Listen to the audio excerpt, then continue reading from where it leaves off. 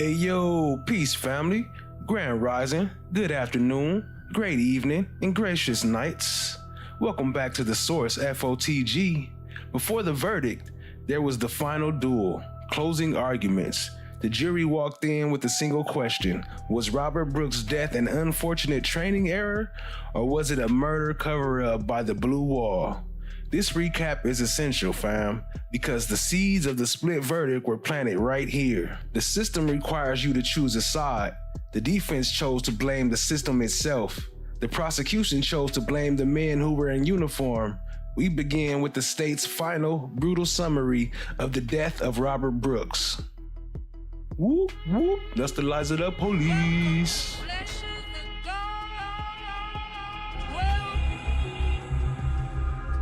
Well, isn't this a nice surprise?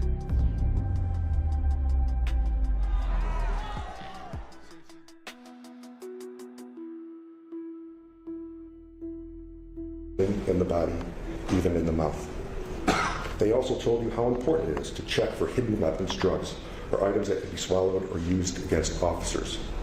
That's the environment these men work in every day.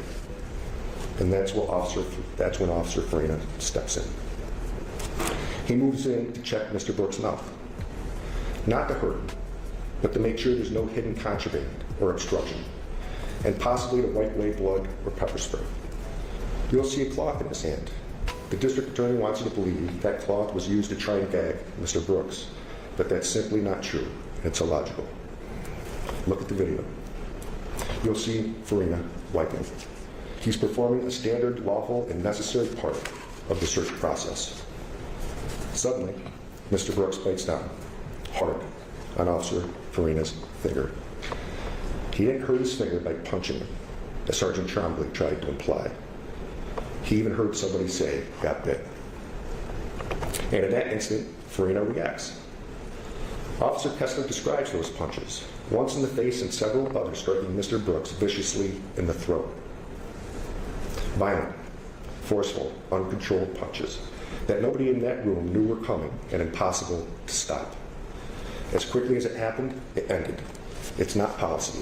It is excessive. It's a spontaneous reaction to sudden pain and frustration. Put in context, being bitten or exposed to blood in a state prison isn't the same as it would be out here. Officers know what that can mean, and it happens all the time. Exposure to hepatitis, HIV, AIDS, or other life-changing infections is always a concern. They know the long, uncertain process that follows: testing, medication, and the waiting. That's the kind of panic that drives a reaction like this. Now, where's Officer Kingsley during all this? Right next to Officer Farina, steadying Mr. Brooks' neck and head so the search can be completed. He's not choking him. He has his fists on both sides of the head under his jaw. His fingers are not wrapped around his neck. He's not restraining him to cause pain or obstruct his airway. He's doing what officers are trained to do: control movement in close quarters, try to steady the head and open the mouth. And when Officer Farina starts throwing those punches, Kingsley releases. He shifts, adjusts, and tries to manage the chaos. At no point does he strike Mr. Brooks. He doesn't punch, he doesn't kick, he doesn't act out of anger. Nothing shows David Kingsley is taking any pleasure in what's happening. He's calm, focused, doing his job in the middle of chaos he didn't create. That's not depraved indifference. That's not malice. That's a correctional officer trying to do his job in an impossible place. After Officer Farina punches, the room is tense, but not loud. Even though there's no audio on the video, you can see that most of the officers are not shouting or even speaking. They're moving with purpose. It's not a frenzy. They're trying to regain order and get Mr. Brooks into position because he keeps sliding down the gurney. Multiple officers try to assist, to search, examine, and photographs so photographs can continue. There is no ill intent, as suggested. It's in that moment that David Kingsley does what you'll see on the video. He reaches down, takes hold of Mr. Brooks, and lifts him up in a seated position on the end of the gurney. In slow motion, or when it's paused at just the right time, it looks harsh, kind of like the gagging accusation. It is simply not accurate or true. You need to remember, this took place in a matter of seconds. A screenshot taken in a moment of time does not show intent or indifference to life. This isn't a deliberate hold or a violent act, like we learned when Walrath was in the vestibule. It's a reflexive, reactionary movement, an instinct to get Mr. Brooks upright and steady. David Kingsley isn't striking him. He isn't yelling or showing aggression.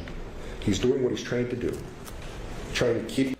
Which is nothing. He was sitting there doing nothing. If he didn't hit him or do none of that, he still let them do all the shit. So yeah, I had to come back and cover this closing arguments, family. We covered it on Kick, but I had to bring it back over to YouTube as well so I can add it to the playlist, because they need their whole Robert Brooks playlist. But anyway, what up, Indigo Kepra? I see you. Appreciate you joining, family. Lady L in the building. What up, though? I see you, Lady L. Appreciate you.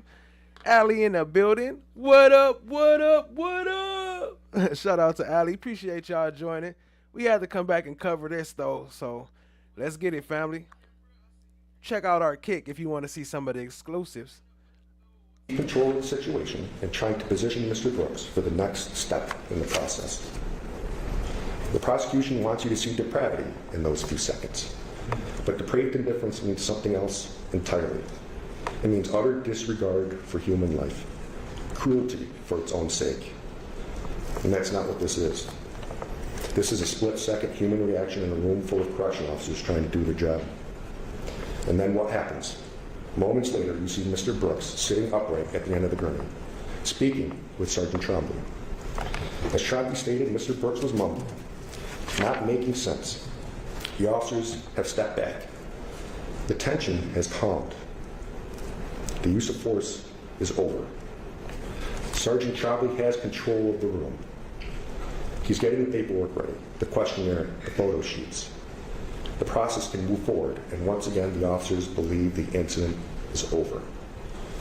This was an opportunity for Sergeant Trombley to regain the control he claimed to have lost. A sergeant with years of experience being the boss. A sergeant who we can assume was well respected by other sergeants and correctional officers. Somebody who was known to take control and give orders, as he did after this incident. So what does Sergeant Trombley do? He orders Officer Kingsley and Anzalone to bring Mr. Brooks to the mat, to the corner. And after this order, Trombley somehow loses control and can't give any more. Oh, they're making orders. That's Rico. Orders. His mouth, for some reason, no longer works. He just blames Sergeant Mashaw. And when Mr. Brooks is brought to that corner, Kingsley and Anzalone take their position as they're trained to do. What you're seeing isn't violence by David Kingsley. It's procedure. It's the officer doing exactly what they've been taught, step by step, to maintain safety for everyone in that room. Bring him to the corner, get the cuffs off, secure his arms, get hands high on the wall. Another officer will follow. Sergeant Trombley fails to give an order for somebody to assist. The third officer, who is responsible to place themselves behind the incarcerated individual to help assist in removing shackles and clothing. At this time, it's important to separate what each officer does. Officer Anzalone and Officer Kingsley are not acting the same way or with the same intent. And that's based on their prior behavior. And you can see the difference clearly on the video.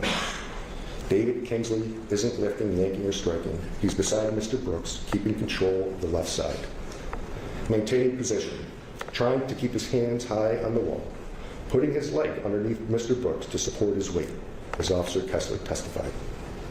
That's an officer trying to prevent an individual from collapsing, trying to keep the procedure controlled.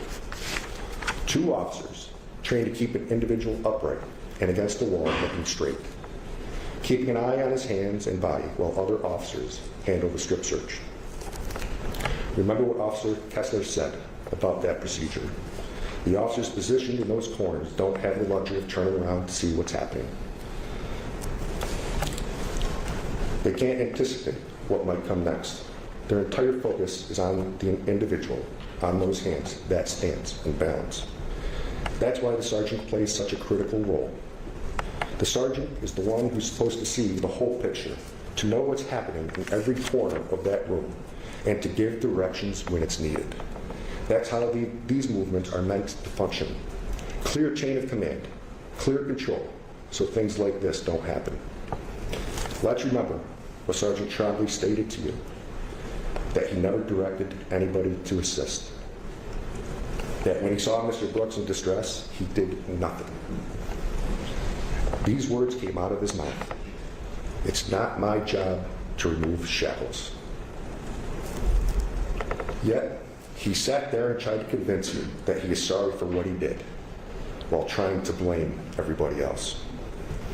Remember, Sergeant Trombley orchestrated everything after Mr. Brooks left the facility. He crafted all the reports, even going as far as writing Mr. Kingsley's and ordering him to sign it. Then he says, I let him read it.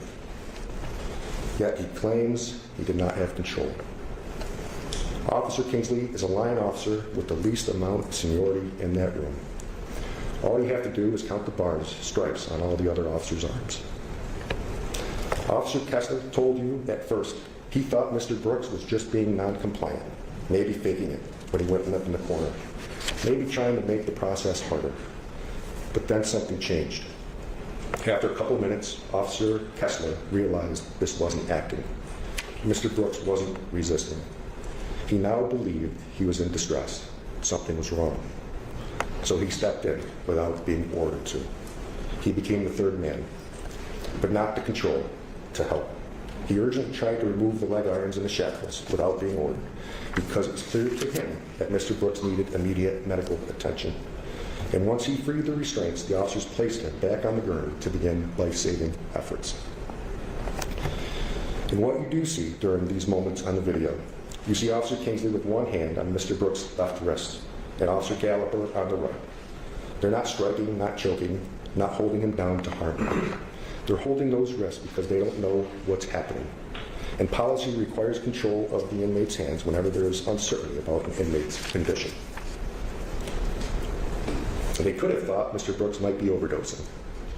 That maybe before transport he had swallowed drugs or a balloon ruptured.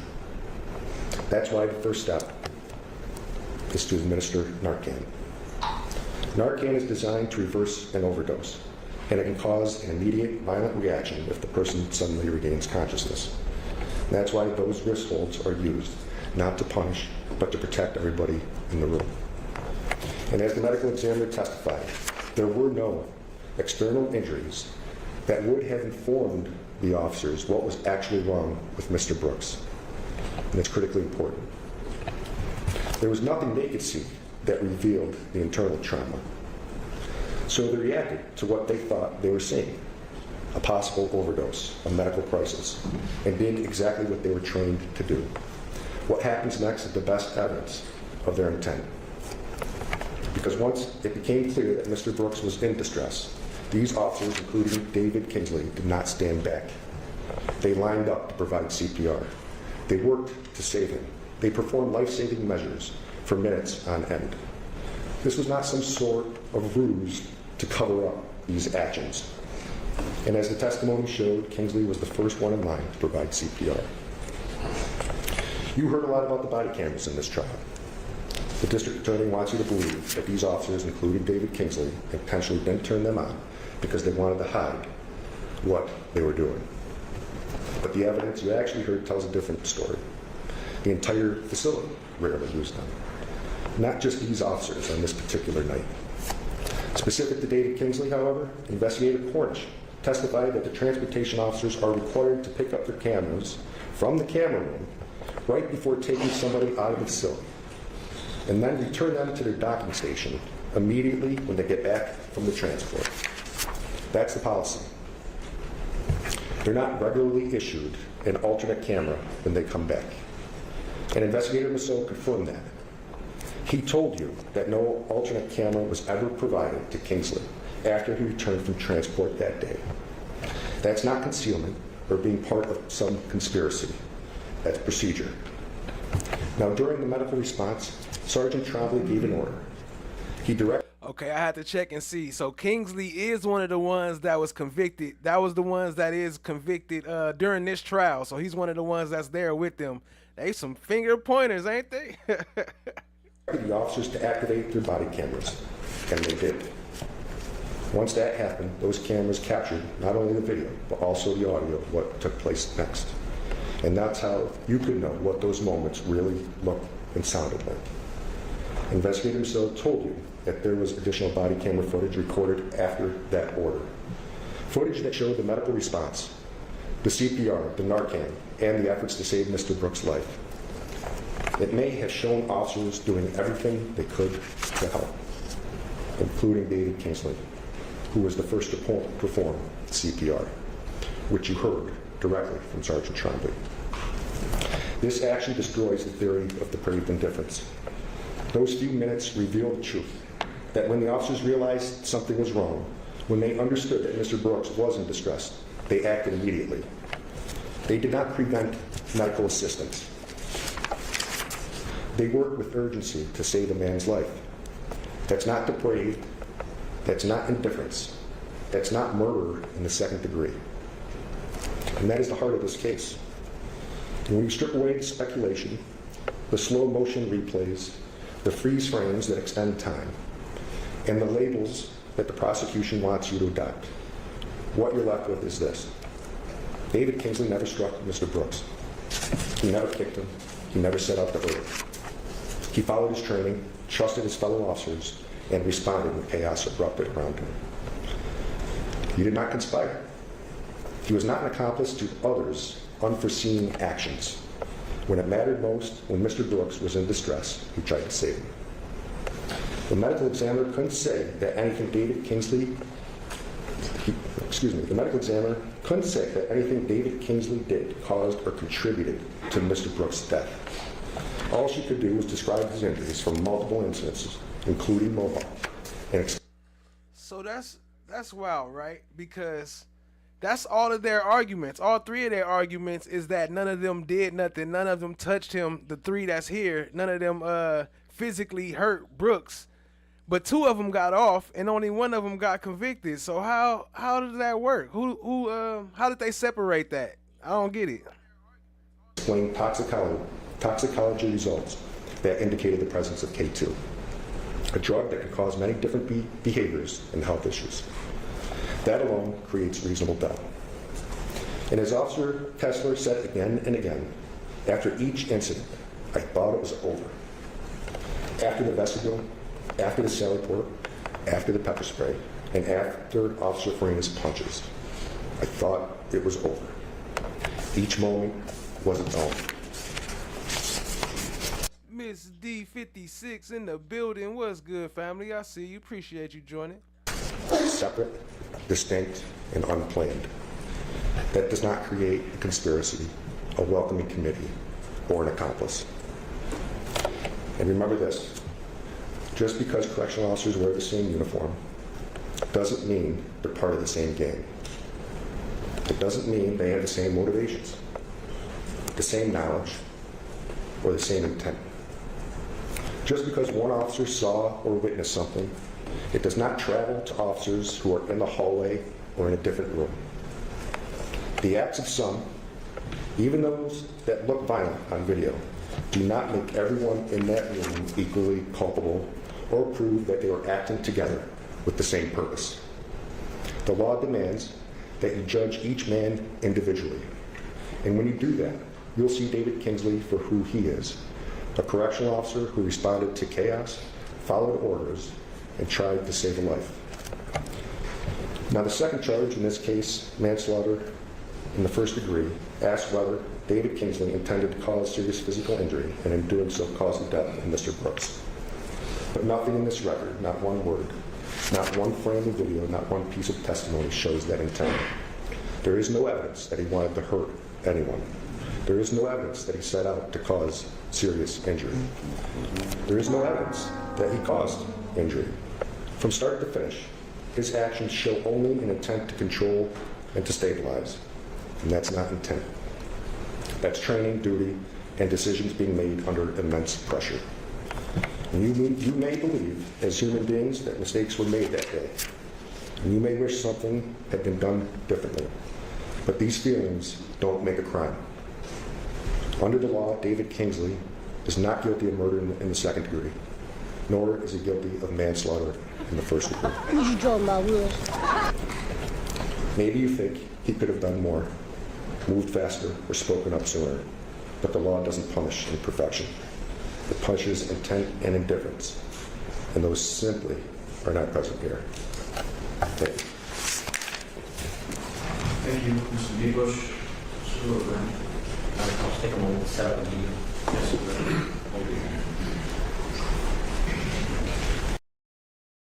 So Kingsley, his client was convicted, and this one right here in the red wasn't, and I guess the other one that's sitting in front of him wasn't. So not in the red with the red hair. Appreciate y'all, family. Let's keep it rolling. Shout out to Flesh of the Gods. Tell everybody. Well, I still fighting through the devils, man. Like they be trying to.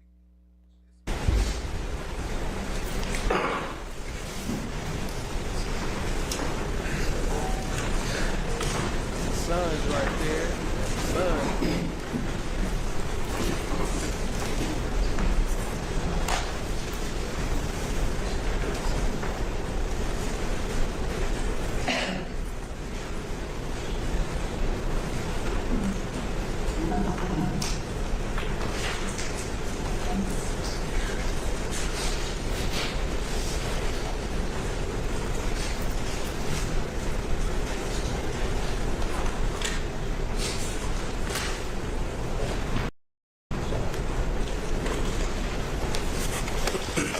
Good morning, folks. And Your Honor, good morning, and counsel. I'm going to make use of the video and I have a television behind me so I can show you some of what I'm going to explain to you as part of my summation. Because I think that the evidence that you see is critical. Before I do that, though, let me begin by thanking you. And I mean that sincerely. Thank you. You've been apart from your families and your jobs, your normal lives for over a week now. Not just physically, but you've been asked to keep secrets from people, and that's not easy to do. You had to be careful about what you watch online, right? Or what popped into your internet feed. You had to be careful about that. And I'm sure that you were. And you've been asked to do that in as difficult and public a subject as a jury might ever see. There's a camera pointing at me. There's a courtroom full of people. And you didn't pick any of that. We did. We picked you. And we understand and appreciate you. And we thank you. I thank you. Matthew Gallagher thanks you. Now, before we start talking about what the evidence shows, I want to take a moment and remind you of something very simple. Something that sometimes gets lost in the noise of the courtroom. This process is not about which side has the most witnesses or the most exhibits or takes the longest to present their case. This case is also not about who has the best graphics or whose IT people could put together the coolest presentations. It's not about that. It's also not about which witnesses or lawyers that you like or you dislike, or what lawyers made you laugh, or who seems serious. And it cannot be about emotion. It cannot be about emotion in your deliberations. Emotion from the lawyers or emotion from what you feel cannot be part of your considerations. The judge will tell you that. And I know you understand that. And I know that you'll do your job because you've been as attentive as any jury that I've ever stood before. Your decisions are about the evidence. It's about proof, and it's about the government, with all its power and all its resources, has met its very heavy burden to prove Matthew Gallagher guilty beyond a reasonable doubt for 3 crimes: murder, manslaughter, and gang assault. And critical to every one of those is what was Matthew Gallagher's mental state on December 9th. The judge will explain that to you at the end. The government must prove beyond a reasonable doubt that Matthew Gallagher's intent, by any action that you see of him, was for Robert Brooks to be seriously injured or injured, and that he intended, it was Matthew Gallagher's intent to harm Robert Brooks. Within each of the jury charges you'll hear from Judge Bowery, your core consideration is this. What was Matthew Gallagher's mental state? What was his intent? Was he, by his actions, acting with what the law requires be proven, wickedness and evil? Was he intending himself to injure Robert Brooks or to help others because he wanted them to injure Robert Brooks? Matt's actions and his mental state when he acted are the very core of what you will need to decide. And as you examine the evidence to determine Matt's mental state, it is critical to look at what Matt understood as events were unfolding and examine the decisions Matt had to make in circumstances he came upon involving Robert Brooks. These were circumstances that Matthew Gallagher did not create, that his decisions were without guidance from his sergeants. And in the roughly 45 seconds that Matthew Gallagher was in the medical room before he was sent off by Sergeant Trombley to get the shackles, did the government prove to your satisfaction beyond a reasonable doubt that during that time Matthew Gallagher's intent was to injure Robert Brooks? That in those 45 seconds did Matthew have a mental state that convinces you that he is intending to injure Robert Brooks? I will try my very best to show you Matt Gallagher's mental state shortly. You will see it on the videos. Ask yourself as you deliberate, for what reason would Matthew Gallagher have the intent or the goal to harm or injure Robert Brooks? Matthew Gallagher had never spoken. So I don't think they was actually severed. The other well, some of them was like the first guy that pled guilty. Well, they wasn't severed. They was just taking pleas basically. The first guy took a plea, and that's why he was separate from them. And then about 4 more of them took a plea after that. They had a full hearing of the plea hearing. And some of them took pleas, and some of them wanted to go to trial. So these 3 chose to go to trial. We did play that before, that full thing, but the audio wasn't that good. And maybe if I could find a better audio, I'll replay it again. But yeah, so they took pleas. That's why. Robert Brooks. Robert Brooks had caused Matthew Gallagher no harm. And the one in January, I don't know for sure why his is separate. I don't know why his is separate, but his case not till January. So 2 of them may have been severed, but I'm not sure what happened. Disrespect. Matthew Gallagher had never even given Robert Brooks an order or spoken to him, and Robert Brooks had never refused an order from Matthew Gallagher. Matthew Gallagher did not strike Robert Brooks at all.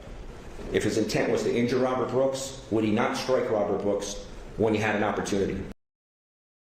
But that also raises another question, because then if the other one, all the other ones took pleas, that raises the question of, did they plead to the gang charge also? Or did he even charge them with a gang charge? Because I see it pop up on some of them, but I don't know if he charged everybody with the gang charge. But if they took them pleas to that gang charge, then everybody here should have got convicted, because they are obviously part of that gang. Your analysis is not about whether Matthew Gallagher made decisions that you think should have been made differently. None of you have faced those circumstances that he was in, or whether his decisions were not perfect. It is whether in Matt's decisions he intended to injure Robert Brooks, and not that he just made imperfect decisions. The question for you to decide will be whether the government has proven beyond a reasonable doubt that it was Matt Gallagher's intent, his goal to injure Robert Brooks, and the answer in the proof shows it was never his intent. When Matt Gallagher stepped just inside the medical room at roughly 9:25 and 13 seconds p.m., 9:25, he knew nothing whatsoever about Robert Brooks. He wasn't present when Robert Brooks was beaten by Mohawk inmates on December 7th, December 8th, and December 9th, struck by multiple inmates. He did not know that. Matthew Gallagher wasn't present shortly after 9:07 p.m. in the Marcy Administration Building when C.O. Walrath snapped and attacked Robert Brooks, leaving Robert Brooks' blood on the administrative building's concrete wall, and it put Robert Brooks in a headlock, which Officer Kessler described as yanking and choking him and pulling him up by the neck. Matthew Gallagher wasn't present. and he didn't know about that. He wasn't present when Officer Kessler testified that he piled on Robert Brooks and repeatedly struck Robert Brooks himself. Matthew Gallagher wasn't there. Matthew Gallagher wasn't present when multiple officers had to pull Walrath off Robert Brooks in the administration building. He wasn't present when Robert Brooks went down on the concrete walkway outside the administration building at 9:20 p.m. Nor was Matthew Gallagher present when Kessler punched Robert Brooks twice while he was escorting Robert Brooks to the infirmary. When Robert Brooks was brought through the lobby of the infirmary building, injured, at 9:22 p.m., Matthew Gallagher was outside parking his van and could see nothing about how Robert Brooks was carried into the building or his physical condition.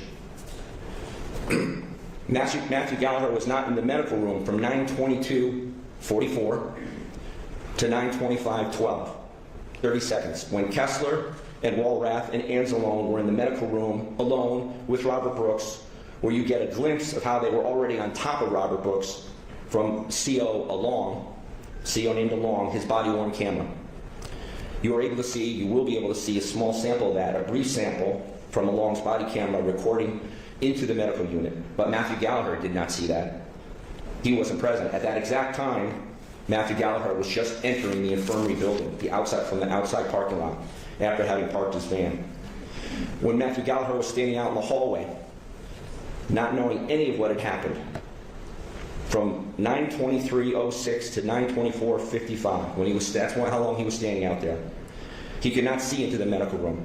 And we do not know what Anzalone, Kessler, Farina, and Walrath were doing to Robert Brooks. From 9:26 until 9:26:37, when Farina and Walrath lost it a second time in the medical room and struck Robert Brooks in front of Sergeant Trombley and Sergeant Mashaw, Matthew Gallagher was not present because he had been sent by Trombley to get shackles from his van. Matthew Gallagher was not present for any of that conduct I just described. 5 different times at Marcy and 3 times at Mohawk where Robert Brooks was assaulted. Matthew Gallagher didn't see it and didn't know about it.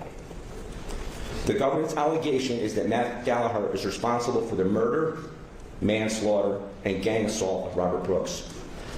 That the government has to prove that Matthew Gallagher had the intent to cause Robert Brooks injuries, that Matthew Gallagher was... So I asked Google, and Google says no, the case was not severed for the 10 corrections officers involved in the Robert Brooks Marcy prison trial, but only 3 of them were tried together, resulting in the verdict, the 1 guilty and 2 set free. Wicked and depraved and inhuman for stepping forward in the medical room at 9:25:13 when the officers who had assaulted Robert Brooks were unable to move Robert Brooks onto the medical gurney, and Matthew Gallagher pulled him up onto the medical gurney. And then they alleged to support those offenses at 9:26:37 for putting on leg shackles on Robert Brooks. That was his intent, Matthew Gallagher's intent, to harm and injure Robert Brooks. And that was depravity, wickedness, and inhumane. That's what they alleged.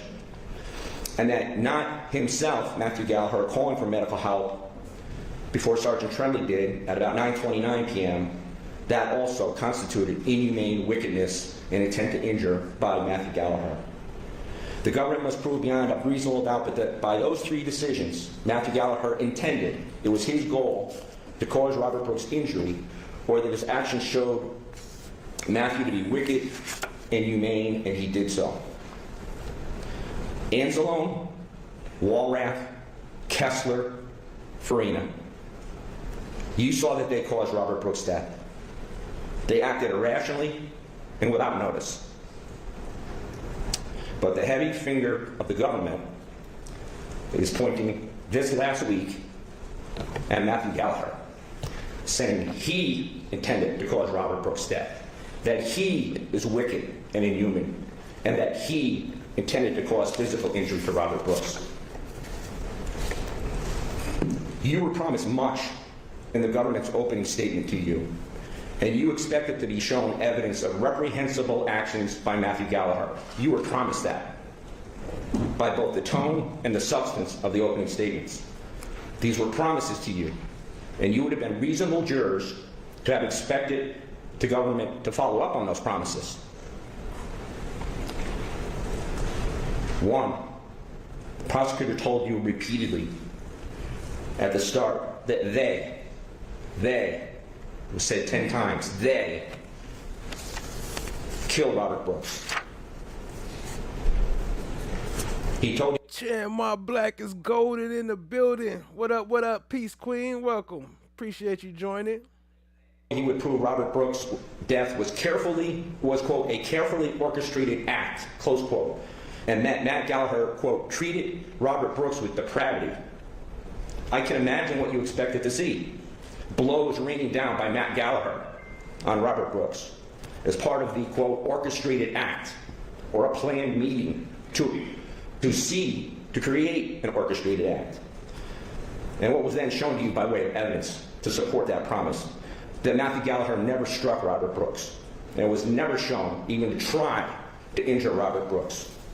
Matthew Gallagher walked into a situation in the medical room at 9:24:55 p.m. that he did not create. He orchestrated nothing. All the conduct that was promised you, that they would prove to you that Matt Gallagher did, was done by others. Anzalone, Farina, Kessler, Walrat. None of it was done by Matthew Gallagher. Second, you were told in the opening that the government witnesses were to show you that Matt Gallagher was part of a gang. Remember how it was said, a gang. You heard that several times. 3 times. What's the definition of a gang? Did they not fit the description and definition of a gang? I done said it 100 times, so I ain't gonna say it again, but y'all definitely fit the description.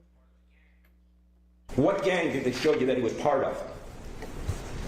Sergeant Tromley told you that these CO employees were not even friends. They don't hang out. They are co-workers. They're owned by Docs. Docs tells them how to dress. Docs tells them how to act. They're owned by Docs. They go to work in a horrible setting, and they're not buddies. They're co-workers. They're not a gang. They work shifts on different days, double shifts, triple shifts. There were 204 employees in that prison that day because there were 204 cameras that had been used. And COs don't know who they would be placed with on any shift. They don't plan or orchestrate anything together. There was no meeting beforehand or plan, and it certainly was not a gang. And Matt Gallagher was not part of any group. He's an employee. At 9:25:47, Matt Gallagher individually, as a Docs employee, tried to pull Robert Brooks onto a medical gurney. Shortly thereafter, he was told to fetch leg shackles because his work supervisor told him to do so. They could be put on ankles of Robert Brooks. Where is the gang in that? Isn't that a man doing his job? What is a gang? Legally, a gang is generally defined as a group of 3 or more people that engages in the pattern of criminal activity, uses a common name or symbol, and has at least one of its primary purposes as committed crimes. That's exactly what they did. That's exactly describes who they are. They legally are a gang. Ask Google, it'll tell you. Third, you were also promised at the outset that the government would bring forth evidence that Matt Gallagher had intent to cause Robert Brooks physical injury, that there was a plan that Matthew Gallagher was a part of. More specifically, you were told, quote, Matthew Gallagher's operandi was to cause physical injury to Robert Brooks, close quote. That means that Matthew Gallagher had done it before. It's his MO, you were told. That was made up. At the opening, you were promised you would see proof of Matthew Gallagher's brutality. Here's what you were told. Good Lord, did they intend to cause physical injury? You won't have any doubt of that whatsoever. Good Lord, they caused his death. Matthew Gallagher did not cause Robert Brooks' death. You were shown in evidence that Matthew Gallagher did not strike Robert Brooks. Never. Matthew Gallagher did not cause Robert Brooks' death. That must have been a surprise after hearing what you were told and promised in the opening. Instead, you were shown that Matthew Gallagher pulled Robert Brooks onto a gurney while others seemed to struggle trying to do that by putting shackles on Robert Brooks. That caused his death? That's Matthew Gallagher's brutality? It is not. Fourth, the prosecution It's gang mentality. That's a gang, a group of people committing crimes together. told you in their opening that Matt was trained to intervene in these circumstances. Trained. During a 79-minute training video, 6 months before this incident, Matthew Gallagher, if he was even there, because they never proved he was even there for this training session, this particular one, had 43 seconds of training on a new docs policy about intervention. And what was the training? They read the policy. They picked up the policy and they read it. One sentence they read. That's the training you were told Matt Gallagher had that they claim was sufficient to prepare him for that moment in that room. No instruction was given by docs to Matt Gallagher or any docs employee on when. Hey, what up, Trakisha? Hey, I just saw your message from yesterday, from the live yesterday when you was talking to Allie. I just caught it. She said, don't drop that blunt to blunt. Don't drop that blunt to blunt. If you know, you know. To intervene, how to intervene, what to do when your supervisor, in this case 2 supervisors, are in the room when excessive force is being used. What to do when you're the last man to come onto a situation and don't know what happened before. No training in that. He wasn't told what tools to use, what words to yell, to tackle somebody, how to recognize if when force was used, was there a chance it was going to be repeated again minutes later. He wasn't taught that. He's not a psychologist. Training, there was no proof of training. Matthew Gallagher's work circumstance is something you may all have experienced. They hand you the handbook, you sign the handbook, and they say, you know the handbook now, right? You know it. That's the training. They sent him into hell. The New York State prison system is hell. And they didn't train him what to do. The prosecution did not put a single witness who testified that Matthew Gallagher was trained for what he was going to confront that evening. Investigator Marticello testified that he did not know whether Matthew Gallagher was trained on the duty to intervene. Marticello showed you a training document on use of force, but there's no signature from the trainer confirming Matt's training. He can only tell you that Matthew Gallagher signed a document that says he attended a training session on use of force, but nothing on what was taught in that. This is the government's idea from its opening of training, a 43-second clip on a 79-minute long video. The 43 seconds is the reading of the definition of duty to intervene. Docs policy, 1 sentence. It's on a flash drive in evidence if you want to see it. It does not tell the CO what to do. And the same document states this. A staff member who observes another staff member or another law enforcement member use force that exceeds the degree of force permitted by law and or policy shall promptly report these observations to an immediate supervisor within their chain of command. The supervisors are in the room. The supervisors are watching what's going on. How's Matthew Gallagher supposed to know what to do at that moment based upon that instruction to tell the supervisors? What if your boss, in fact, it's happening with his 2 bosses present, and his bosses, who you're looking at, Sergeant Mash on the left, Sergeant Trombley on the right. That's the leaders. That's who he's supposed to report the force. And they're smiling. They're both smiling. This is Mashaw. That's Mr. Trombley, who was so sorry about what he did. That's him. That's the man in charge of the room. There was no discussion in this so-called training video of any hypothetical intervention scenarios, any methods that the COs could use to intervene, what to do if the COs supervisors were there. And it's outrageous for the government to have told you in the opening that Matthew Gallagher was trained on how to intervene, how and when, and then presented nothing to you by way of that claim training other than 43-second reading. Like, bruh, what do you mean hold on. So for one, you saying he got to be trained to intervene? Like they got to train you to stop somebody from getting murdered and brutally beaten? They got to train you for that? And for two, shouldn't that be part of your training anyway, to stop any type of shit that's happening that's not supposed to be happening? Ain't that the point of it called security or correctional officer? Ain't that supposed to be the main training? Do they have to be a specific training like, oh, you supposed to intervene when people are beating black people too? The fuck? Fuck out of here. Of the policy. That's all the training they received. Fifth, perhaps the worst of what you were promised in the prosecution's opening to you was this, quote, Mr. Gallagher went so far as to cover his body camera up as he zipped his jacket up. What he was telling you was Matthew Gallagher's camera was on. He didn't want it to record others using force, so he zipped it up. That's not what the witnesses said. The witnesses told you nobody knew the cameras were recording.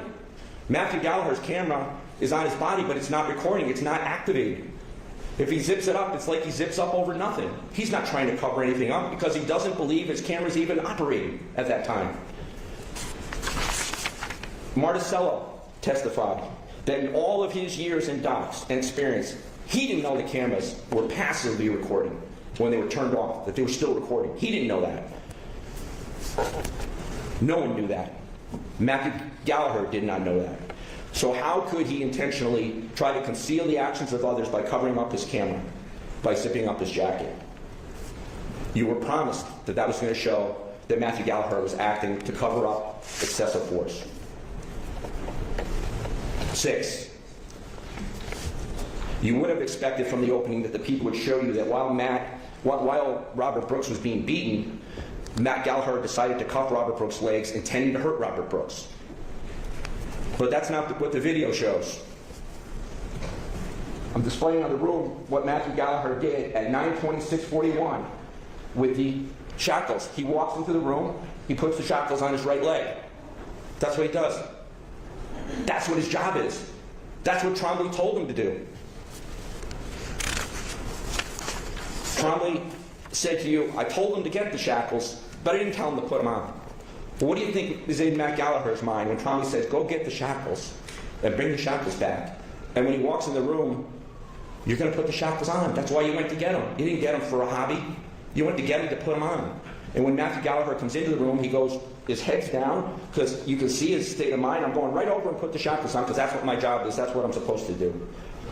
Matthew Gallagher wasn't excessive or abusive, and he showed no intent to harm Robert Brooks when he applied the shackles. You can also see when Matthew Gallagher returned, Robert Brooks' legs were being held. So putting on the shackles also was a logical next step for him. Matthew Gallagher left to get the shackles because he was the only one who has them. It's in his van. When he returns with the shackles, no one is striking Robert Brooks. When he comes in right here, there's no one striking him.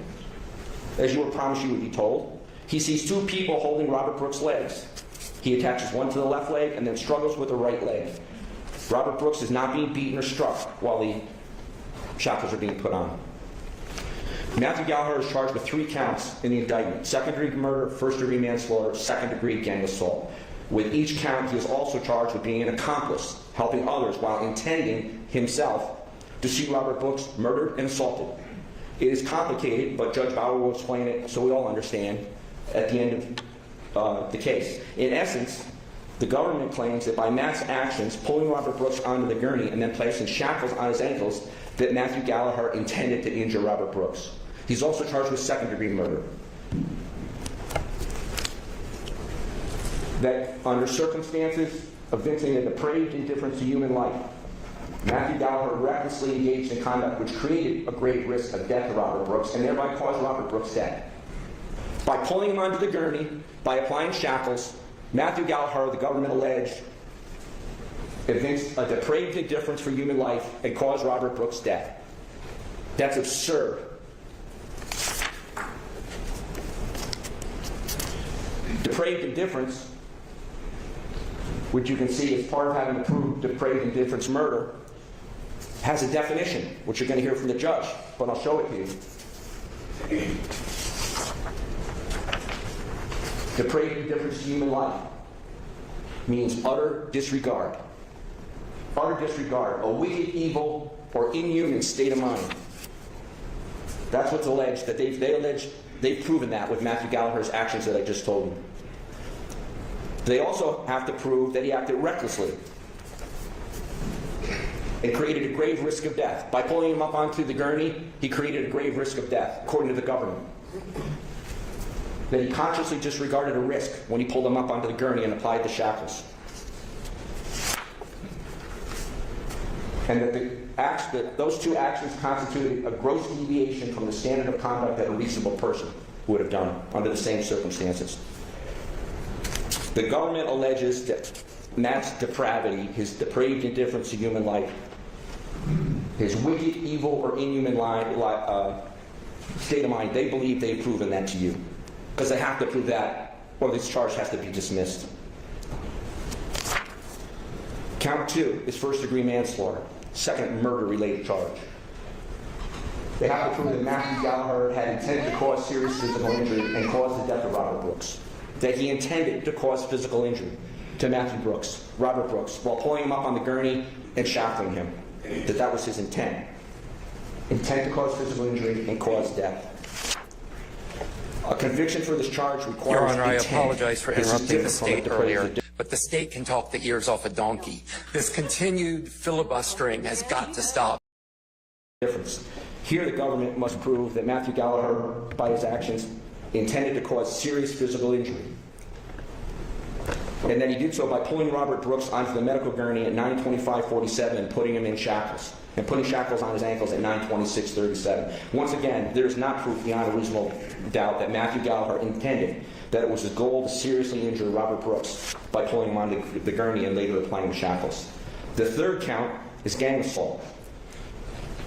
The government has to prove beyond a reasonable doubt that Matthew Gallagher intended to cause physical injury to Robert Brooks, was aided by two more persons actually present, and caused serious physical injury. The first one is the key. They have to prove beyond a reasonable doubt that Matthew had the intent to cause physical injury to Brooks by his actions. Again, repeatedly, the word intent. This crime, again, requires the government to prove that Matthew Gallagher intended to cause physical injury to Robert Brooks beyond a reasonable doubt. And as with other charges, the government alleges it is proven that Matthew Gallagher intended to cause physical injury by his actions. All counts are charged under an accomplice theory of liability. This means that Matthew Gallagher acted with this mental culpability required for the charge, and he solicited, requested, commanded, importuned, or intentionally aided those others engaged in the criminal conduct.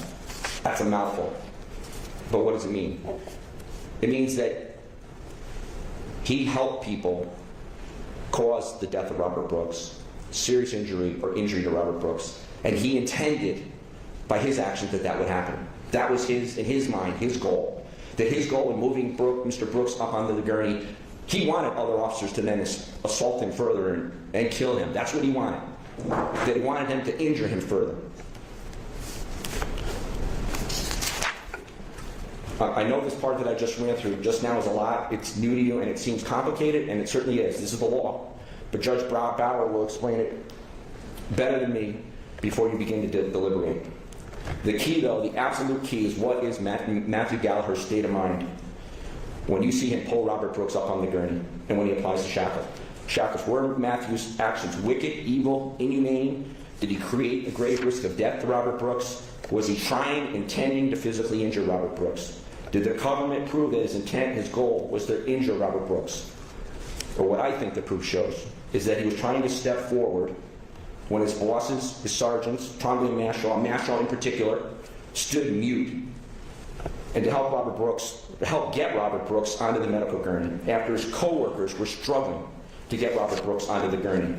I believe the evidence shows that Matthew Gallagher was trying to do his job. He had no intent to harm Robert Brooks. He was just trying to get Robert Brooks onto the gurney. And I believe the evidence shows that Matthew Gallagher's job was to respond to this reasonable order from Trombley to get shackles from his van, to get the shackles when his boss told him to get the shackles, to get them because his boss thought they were necessary, and then when he returned to apply the shackles, as he would any inmate, who the boss wanted to be shackled. The government did not prove that Matthew Gallagher acted with depraved indifference. The bad actors present, Anselm, Kessler, Freeman, and Walrath, they knew some of what Robert Brooks had been put through before, but Matthew Gallagher did not. The prosecution presented to you a highlight reel called a compilation. It was shown to you yesterday, very technically done. With new movies, the marketing people offer a trailer, right? You see trailers on Netflix, at the movies.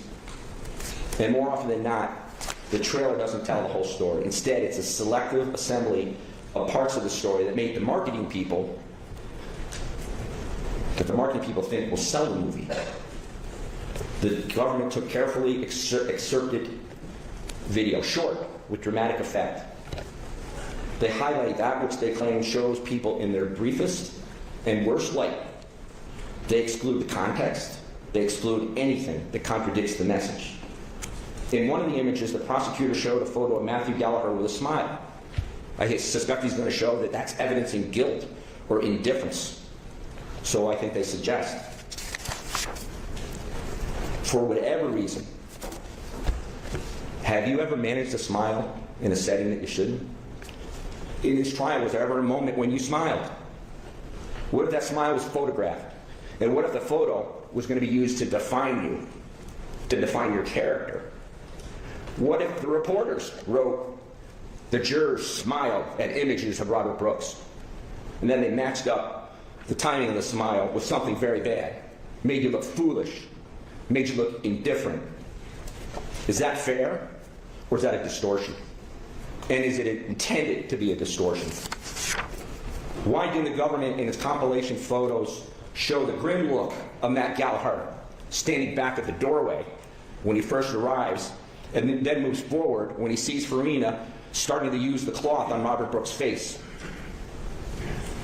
Or his face after the 3 to 4 seconds striking by Farina and Anselm when he steps forward? Or when Matt Gallagher looks at Sergeant Mashaw to do something? Or when his sergeant moves in front of Gallagher for 3 to 4 seconds after the assault, and you can see his concern? Does his face show that he's thinking what he's thinking? Or when his sergeant moves closer to the gurney and the COs try to pull Robert Brooks onto the gurney the one time, and then again, and then the third time? His face is serious. It's professionally serious.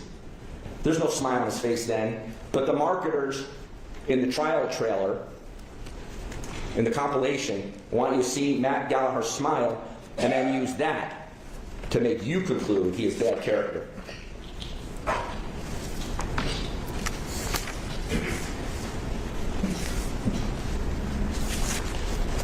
The people have told you that Matt Gallagher had depraved indifference because he knew he had a duty to intervene and did not act on it.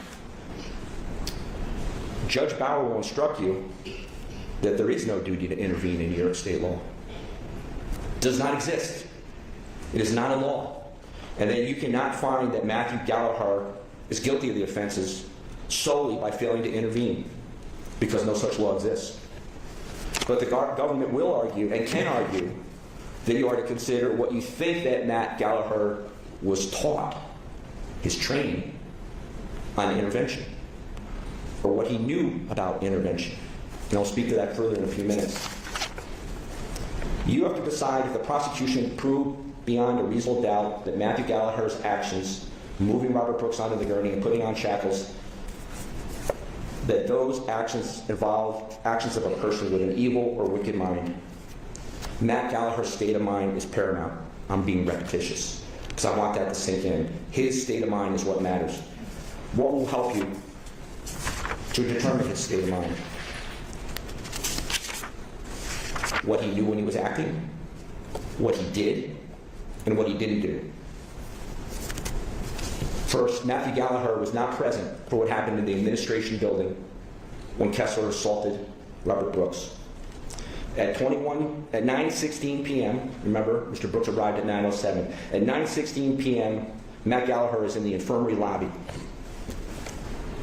This is his body. To show that anything that I may have said, they exacerbated it. Vantage point you have right now. He and the other COs in the infirmary were watching a Tom Cruise movie. A call came in over the radio that there was an in-graft or a new inmate coming to Marston. Matt Gallagher walked down the hall of the infirmary to talk to the nurses.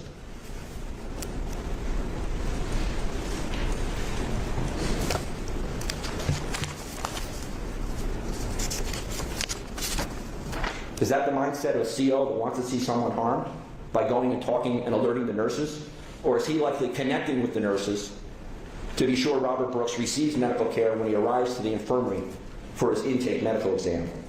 After almost a minute talking to the nurses in the nurses' room, he walks back down the lobby.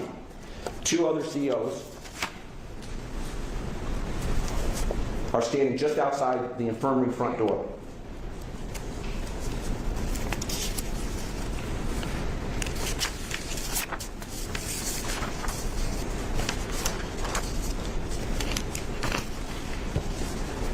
Then the red dot call comes in. The in-draft has changed. It's a call for an emergency backup. Now instead of a simple inmate transfer, it's an emergency. COs need help. So that's the message. This is Matt Gallagher's duty as a CO, to respond to calls for backup. Kessler told you that. Trombley told you that. That means the CO is in trouble. Matt Gallagher runs to his van. I told you that every second of Matt Gallagher is on film. Every second. And I'm painstakingly going to show it to you. As painful as that is, I'm going to show it to you right now. Because I want you to see what he did and didn't do and why he did it. Matt Gallagher, when he gets the red dot call, he runs to his van. He gets in the van and then he drives the van to where the red dot call indicated there was the problem, which is the walkway outside the administration building. It's dark. He can't see much, and there's another van in front as he pulls up the walkway. It's Farina's van. It's in front of him.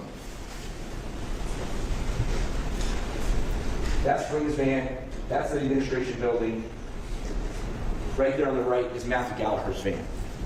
He walks up to Farina's van and opens the side door, assuming that the COs are going to put the new inmate, who's Brooks, into it for transport when they arrive from the administration building.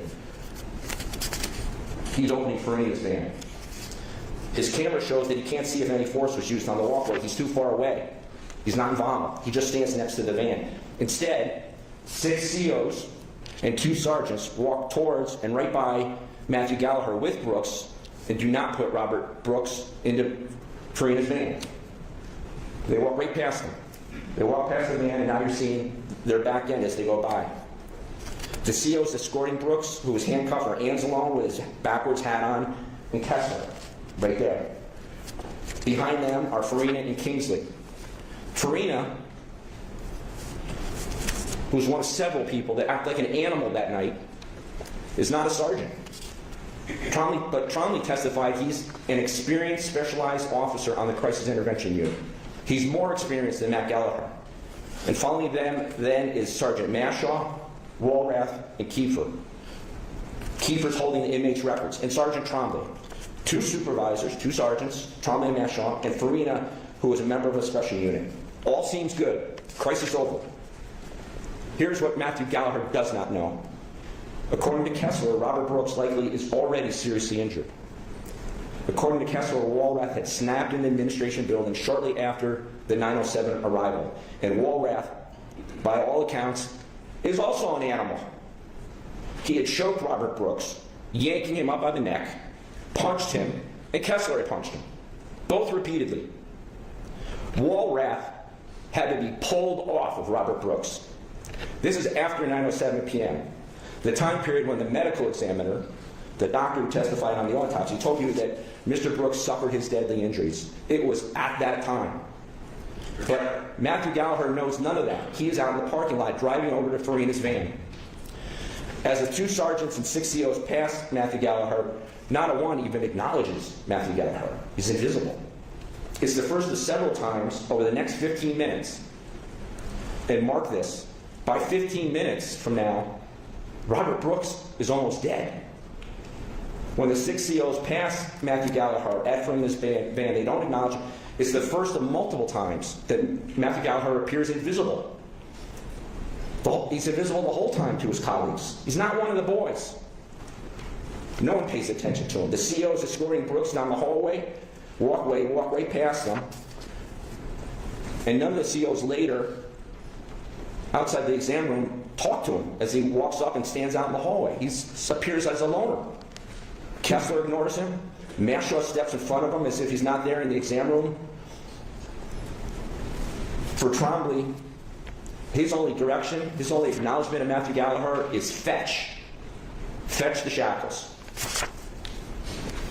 The COs escorting Robert Brooks go from the walking Robert Brooks to dragging Robert Brooks to carrying Robert Brooks as they make their way towards the infirmary building. On the way to the infirmary, while Matt is not even there, Kessler punched Brooks again twice.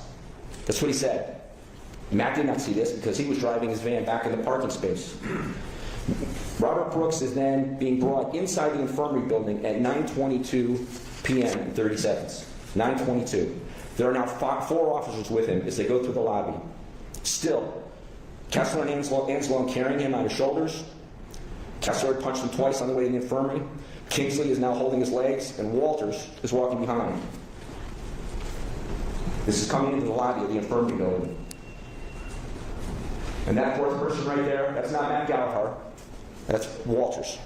Robert Brooks is injured, but Matthew Gallagher doesn't know this. He's still outside in the parking lot, and he's seen nothing so far that would cause him to believe there is any problem. He goes back to his van at the walkway, and then he drives and reparks it at 9:23 is when he parks it. By now, Robert Brooks and the officers are through the infirmary building lobby and down the hallway towards the medical room. If you look at this next side-by-side photographs, in the right-hand corner is 9:22 and 32.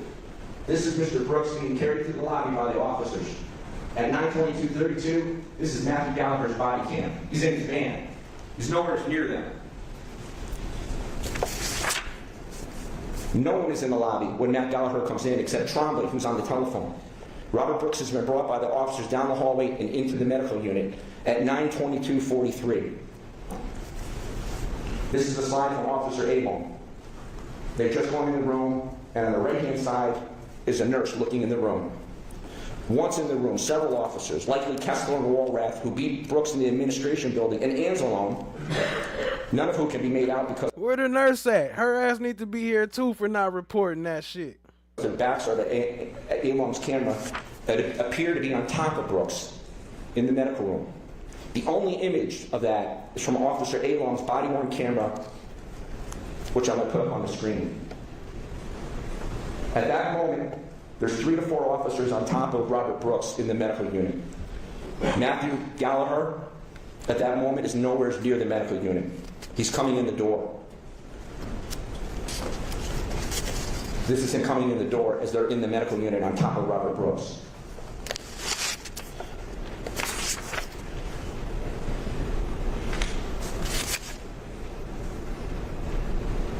This is the vantage point from Matthew Gallagher's camera.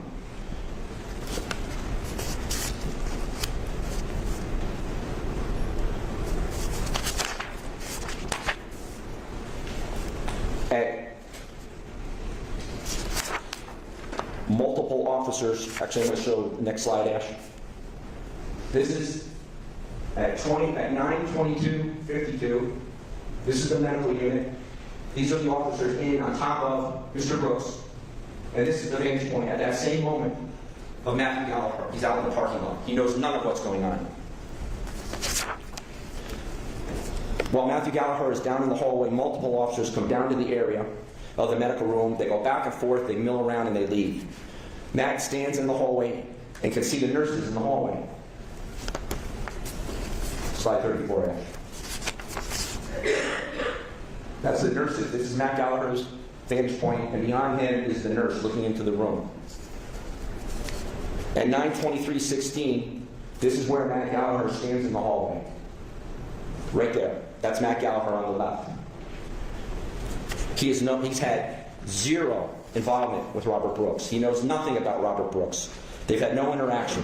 To Matthew Gallagher, this is a typical in-graft, and he can and does stand in the hallway because the medical room has a sergeant who he can see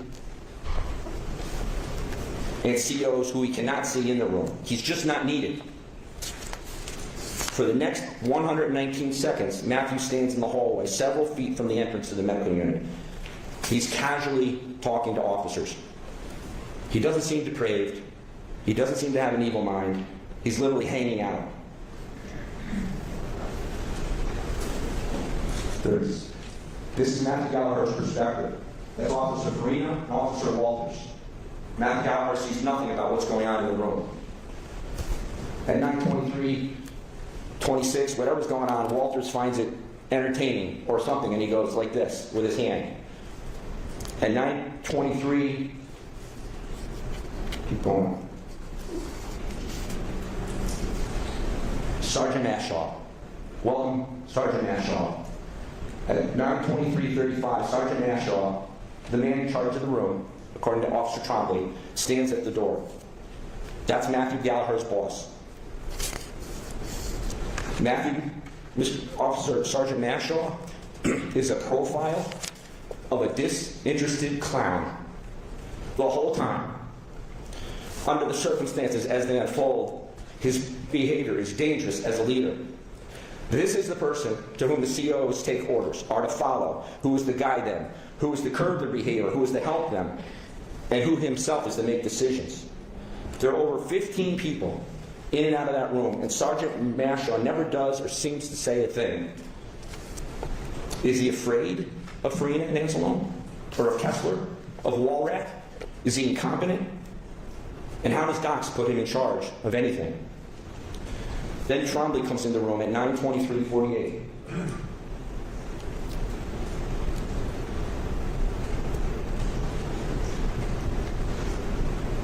Right there is Sergeant Trombley. And right behind him is Walrath, the animal. Now there's a second supervisor in the medical room. Trombley's in charge, I think. He runs the shift, he runs the infirmary, but he told you, convoluted, that Mashaw runs the incident.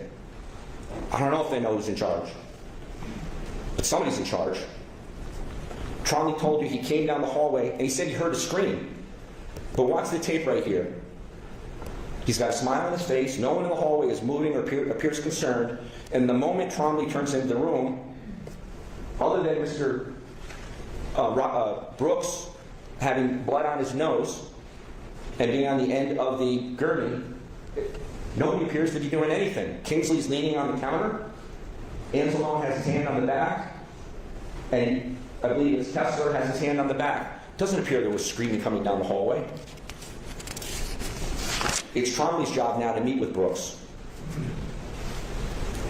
To Matthew Gallagher standing out in the hallway after having been there 2 minutes, this is still a typical in-graft of which he has little interest. He gives a thumbs up to one of the officers who walks out, probably trying to figure out, is everything okay? There's a thumbs up you'll see in a minute.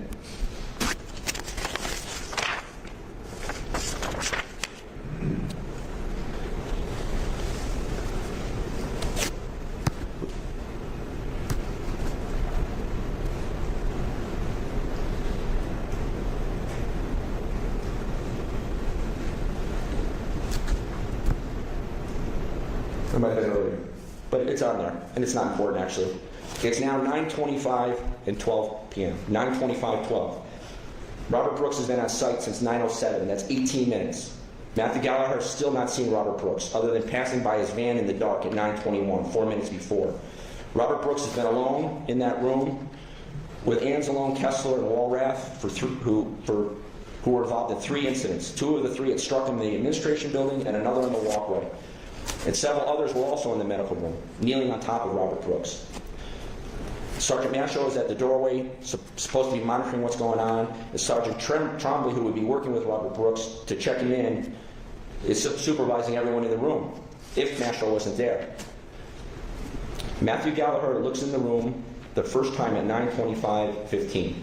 Slide it forward. And this is what he sees. 9:25:15. It's the first moment he sees Robert Brooks in the light and who is in the medical room. There are 3 officers next to Brooks. And Trombley is next to them. At this moment, Officers Kingsley, Farina, and Anselm. In that corner, behind them, is Trombley. And right here is Sergeant Ashaw. He's got the best look at what's going on. And it appears that they're wiping his nose off. It's got blood on it. It would make sense that he's wiping his nose off. He also been pepper sprayed. Maybe he's wiping the pepper spray off. But he's doing something. And it doesn't involve Matthew Gallagher. He's in the room watching and taking everything in for 5 seconds. From behind Sergeant Marshall. 5 seconds. And it appears the absence of evidence is not the evidence of absence. What? Yo, yo, yo, yo, yo, hey, yo, what up, what up, what up? Shout out to Ali with the 2 gifted memberships back to back. Y'all show her some love, drop her some what up, what up, what ups, and some smoke emojis and some coins in the chat and all that good stuff.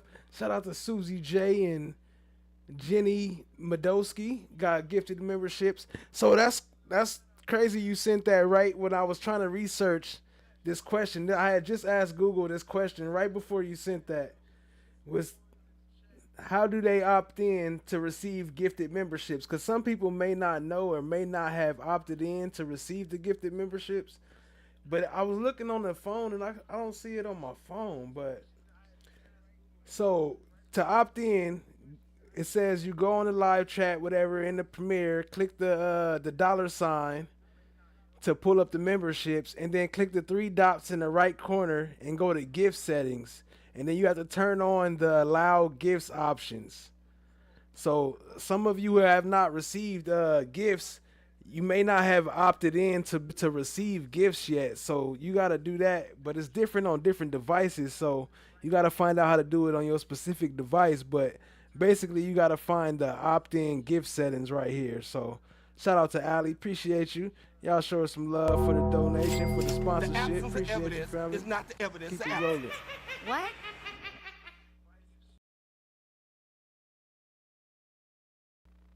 Appreciate you, family. Y'all show us some love and some what ups and some smoke emojis and some coins in the chat. And Chant My Black is Golden, always there. Appreciate you.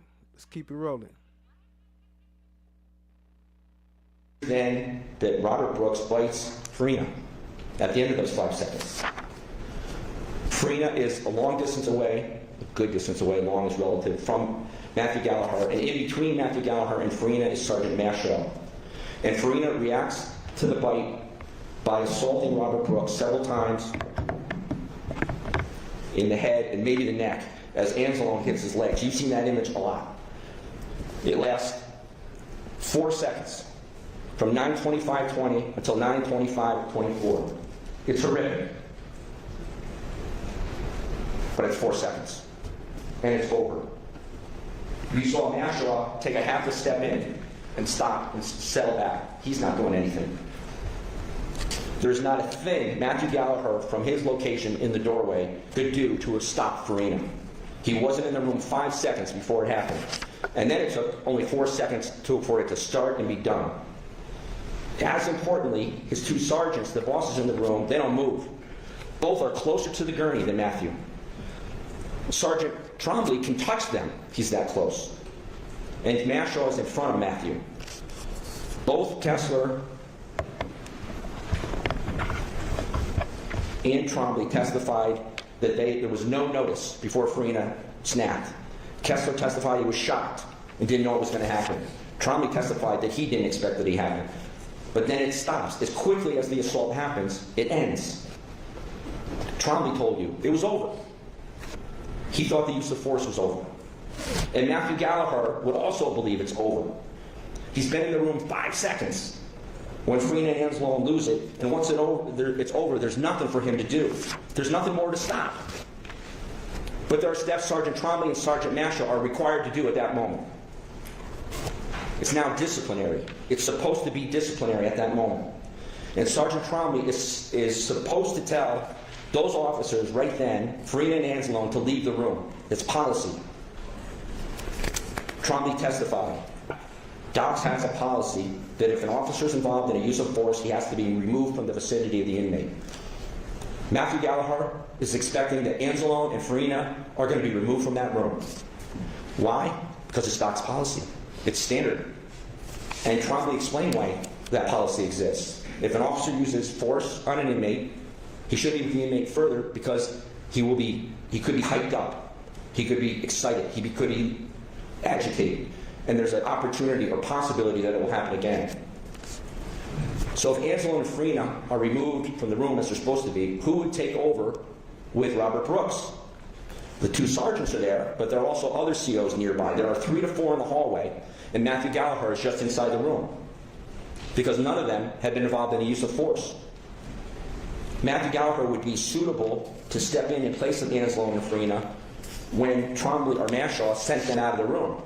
But Trombley testified, I didn't send him out of the room. He didn't do anything. Instead, Trombley and Mashaw leave them both in the room. And then with Robert Brooks, on the edge of the gurney, the officers who should have been told to leave the room by policy, and Officer Kingsley try to move Robert Brooks from his leaning position at the end of the gurney up onto the gurney. He's leaning at the end of the gurney. He has to be placed on the gurney. He's not able to get on the gurney on his own power.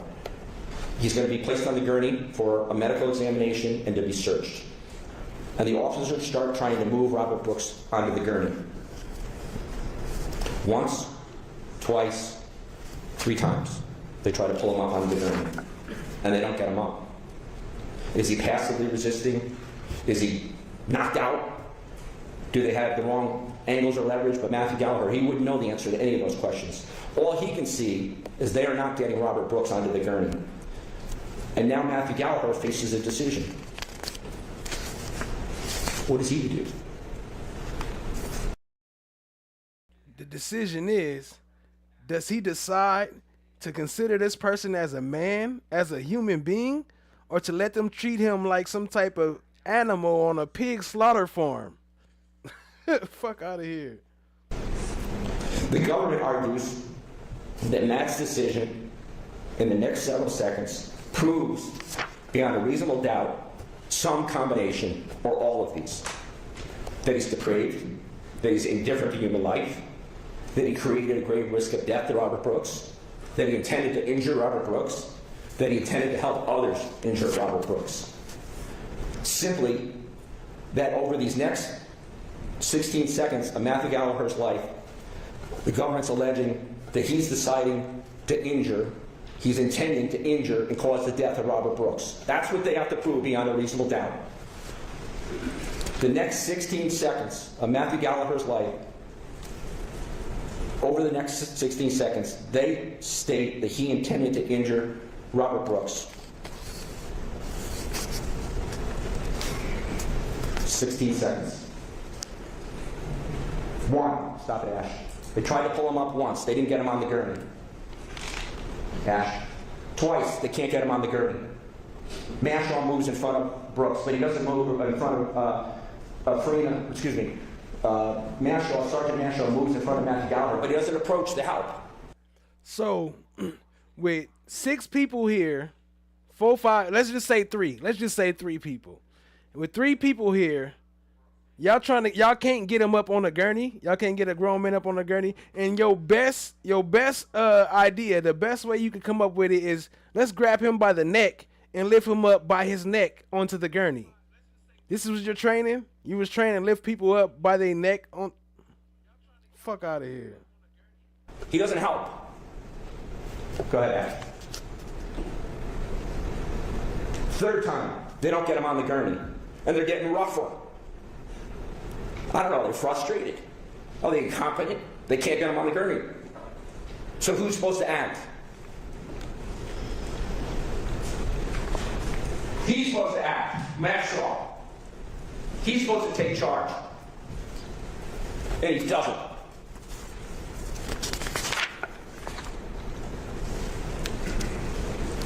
What is Matthew Gallagher's state of mind? Because it's going to be judged by you. for these 16 seconds.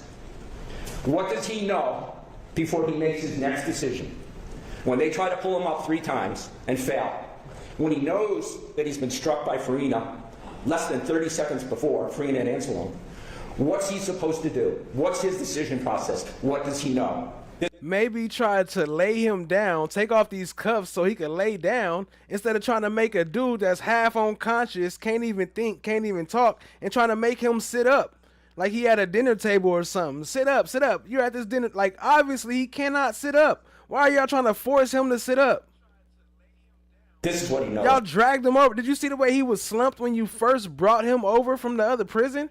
He was never able to hold his body up. Why y'all acting like y'all trying to make him and force him to sit up and then stuffing gags in his mouth and all types of, man, fuck out of here. Number one, he knows he's not angry at Brooks because it's not Brooks's fault that Brooks can't get up on the gurney. He knows who's in the room and in charge. His boss is to his right and in front of him. His other boss is in the corner of the room and can reach to the gurney. He can touch it. And they're all watching. Trombley, Mashaw, and they're doing nothing. What else does he know? He knows that Farina and Anselone 30 seconds before had used excessive force and they weren't sent out of the room. So they're going to be agitated. He knows what the employee requirements are. If an employee observes another employee in an altercation with an incarcerated individual, all available employees must immediately go to the aid of the involved employee. Matthew Gallagher, by rule, by policy, has to now step up. He's got to do something. He has to do something. Directive 4944, the duty to intervene I spoke about earlier. What's he supposed to do? Who's he to tell at this moment when the supervisors are watching and are closer to Brooks than he, who have been in the room longer, who have more experience than he does? What's he supposed to do in terms of intervention when he knows that they're there? The government says he has a duty to intervene because there's a doc's written policy and he was trained on it. I went through that training. But I didn't go through 4944, the actual policy. It's the entire document, 16 pages long. This is the priority of Doc's training of Matthew Gallagher and CEOs. 16 pages on force.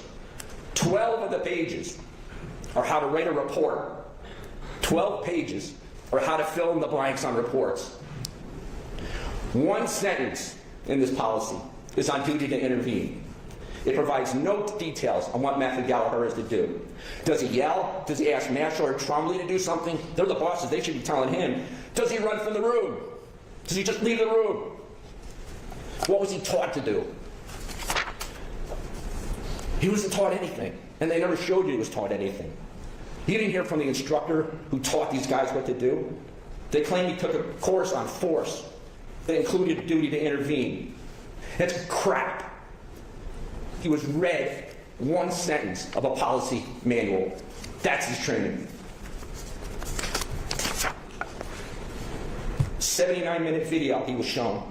In 43 seconds, they read the policy. And that is supposed to prepare Matt Gallagher for his next decision. That's supposed to prepare him. And for his failure to act like they think he should act, he's a murderer, manslaughter, and gang assault. They gave him nothing of what he needed to make a decision. They sent him to hell and didn't tell him how to act. That's the extent of his preparation. No guidance from Trombley, no guidance from Mashaw. Nobody's taken out the wrongdoers from the room. But regardless of what training he had, is there something he can do? He's supposed to do something. He's supposed to step forward and help. They failed 3 times to get Robert Brooks on the gurney. And what could he do? He could go out in the hallway like the other cowards and just stand there and watch. He could act like Mashaw. Why couldn't Matthew Gallagher put his hands in his pocket and do nothing? Few words about your arrest record. Why couldn't he do what Sergeant Trump was doing? The sign is real simple, B. It says wrap it up. Wrap that up, B. I don't think that's a good idea. with his hand on a pen 2 feet away from what's happening and not doing anything. He could wait longer for an order. But then look at the pathetic look of Sergeant Bashwell. He has no idea what he's going to do. Matthew Gallagher is left standing at this moment having no idea what to do. He has seconds to decide. There's no order coming. His supervisors are mute. One is doing nothing. The other is not paying attention. And the officers are having trouble getting Robert Brooks onto the gurney. They try 3 times and they can't get him up. I've talked for 20 minutes on this. 28 seconds have passed since Matthew Gallagher was in the room. 28 seconds. Wrap it up. Wrap that shit up, B. I don't think that's a good idea. He's got to process all this and make a decision. What can he do? He could step forward.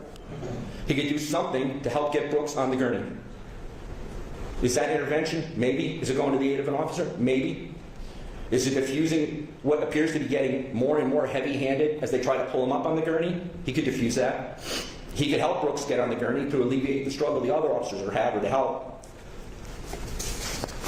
But as he stands here, his mindset is, somebody help me know the right thing to do. Judge, I object to that. He's speaking for the defendant, and that's not proper. There's no evidence of that in this record. Yeah. His decision has to come in an instant. Not 20/20 hindsight, not through analysis, in an instant. How would he ever anticipate that this instant decision that he would have to make would be judged in the horror of this courtroom a year later? Almost. So he steps past his leaderless sergeant and takes one hand, his left hand, and only his left hand. He does not touch Robert Brooks' body. He does not hit Robert Brooks. He doesn't touch his skin. He grabs his shirt and he pushes him up onto the gurney. He takes the shirt with his left hand, and if he succeeds in getting him onto the gurney, everything should stop at that moment. Brooks would be on the gurney. And as he does it, without notice, Farina, who is behind him at that point as he's pushing, Farina's over in the corner with Trombley. Farina comes around. According to Trombley, without notice, and as Matthew Gallagher is pushing him up on the gurney, Farina comes behind and begins kicking Robert Brooks in the groin area. Horrific. Matthew Gallagher at that moment has his back to Farina, and he's looking in Mr. Brooks' face. He's trying to evaluate what's going on. He is not moving Robert Brooks so Farina can assault him. He is trying to move Brooks, Mr. Brooks, so as to end the struggle and the frustration he sees on the officers trying to get Brooks on the gurney. And notably, Farina's not trying to get him on the gurney. He's to the side. The other officers are trying to get him on the gurney. Matthew Gallagher cannot see what Farina is doing because Farina's behind him.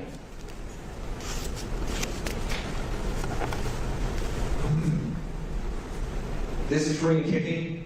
This is Matthew Gallagher looking down at Robert Brooks' face.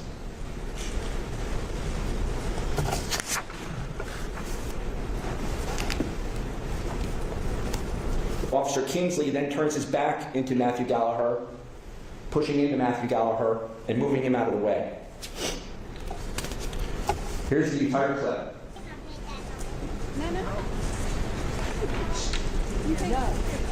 This is 47 Nash. Okay, go back. Right, stop.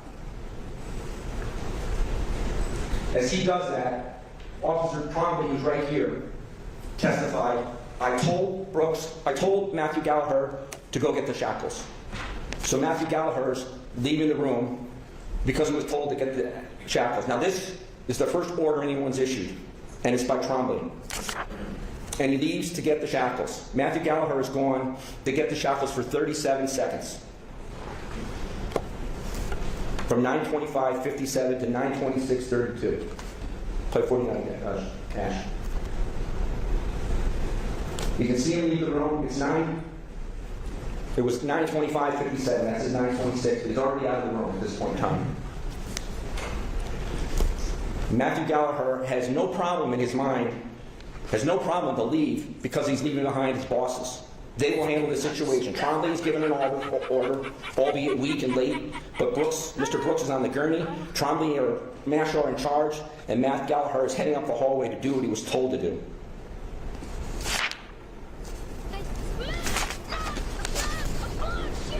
Keep playing up 49.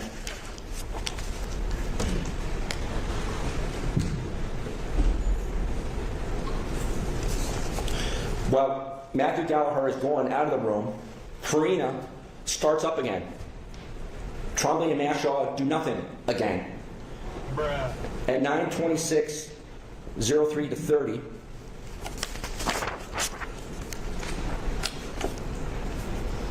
you will see Farina and Walrath again assaulting Brooks.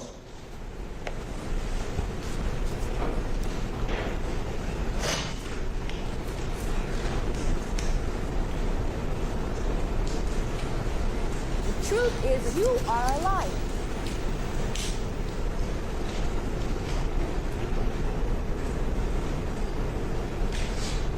Stop there, Ash. Right? Matthew Gallagher is not in the room. He doesn't know that. He doesn't know that just happened. He's walking down the hallway to get the shackles. Slide 51. At the moment that they strike him again at 9:26:20, this is Matthew Gallagher's body cam. He's not understanding. He doesn't know this is going on. He doesn't know that there's another strike going on. When he returns, the assault, the next assault, that assault, is over, and he didn't know that Farina had again assaulted Brooks while he was gone with Walrath, neither of which is supposed to be in the room because of the earlier use of force. And what does he see when he returns? He sees Farina and Walrath struggling with Brooks' legs. He went out to get the shackles because the boss said to him, he comes back and they're struggling with his legs. Slide 52. Matthew Gallagher walks in, takes the shackles, puts it on the leg. They start right there. They're struggling with the leg. He tries to put the other shackle on. He's not trying to injure Mr. Brooks. He's not trying to do anything inappropriate. He's trying to get the shackles on. And Farina then takes over. Matthew Gallagher steps back. Did the government prove beyond a reasonable doubt to you that Matthew Gallagher acted with depravity by putting those shackles on after Trombley told him to do? Or that he intended to injure Brooks by putting the shackles on? How can it be that Doc sends a Matthew Gallagher onto the front lines, tells him to follow lawful orders, one being shackles, put on shackles, and then prosecute him here for murder, manslaughter, and gang assault for following that lawful order? From 9:26:38, when Matthew Gallagher returns, to 9:27:58, Robert Brooks remains on the edge of the gurney. And once again, everything stops. From Matthew Gallagher's perspective, it stopped 3 minutes earlier when he left the room for the shackles. When he left the room for the shackles, that was the last time that he saw anything that was excessive. Then, once again, because they left Anzalone in the room, unprovoked, right in front of Trombley, with no notice, Anzalone hits Robert Brooks again. Matthew Gallagher doesn't know that's going to happen. He's not part of it. He's on the other side of the room. But Anzalone shouldn't be in the room, and he hits him. No opportunity by Matthew Gallagher to know what was going to happen or to do anything to stop it.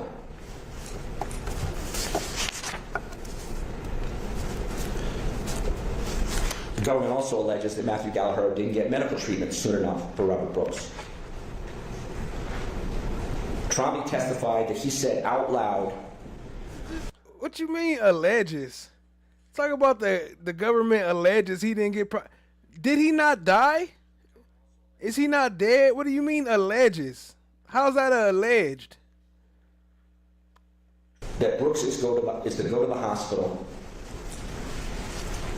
but must first go to the mat. That's at 9:28:14. Matthew Gallagher has been in the room for 4 minutes, and Trombley says he's going to the hospital.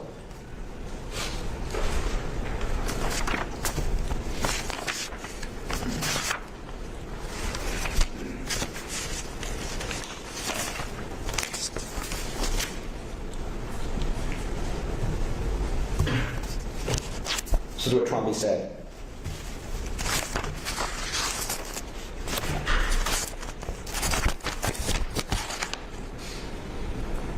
Question of him: at any point in time, did you say that out loud that Mr. Brooks was going to have to go for a trip, meaning to go to the hospital? Answer: I figure he was eventually going to have to go back to the hospital. Yes. Question: did you say it out loud?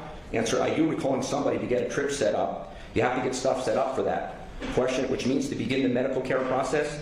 Yes. And you would expect everyone within earshot to know that now Mr. Brooks is going to get medical care, right? Yes. So he announces in the room at 9:28, probably does, we're getting the medical care. And then what does he do? Trombley leaves the room at 9:29. He's announced they're getting medical care, and the people in the room reasonably expect that Trombley's going to make the call to get medical care. Why would Matthew Gallagher believe he now has to make a call to get medical care when the boss of the infirmary, Sergeant Trombley, who runs the infirmary, has just stated 4 minutes after Matthew Gallagher is in that room that they're going to get medical care for him, and leaves the room to do so, seemingly to do so. Matthew Gallagher didn't deny him medical care. The nurses were in the hallway when Matt Gallagher came back with the shackles.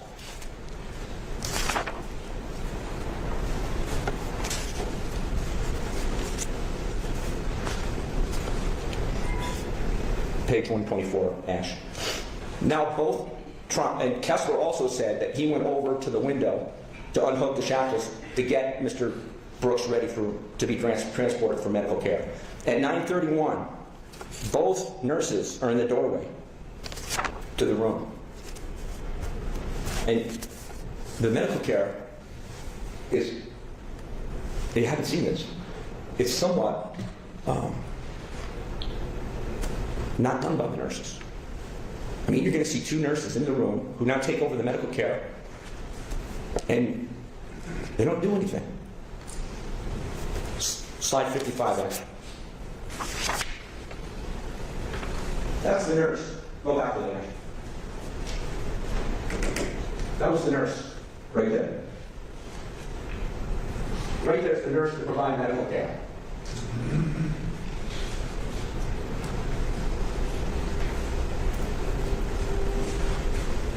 $56, Ash.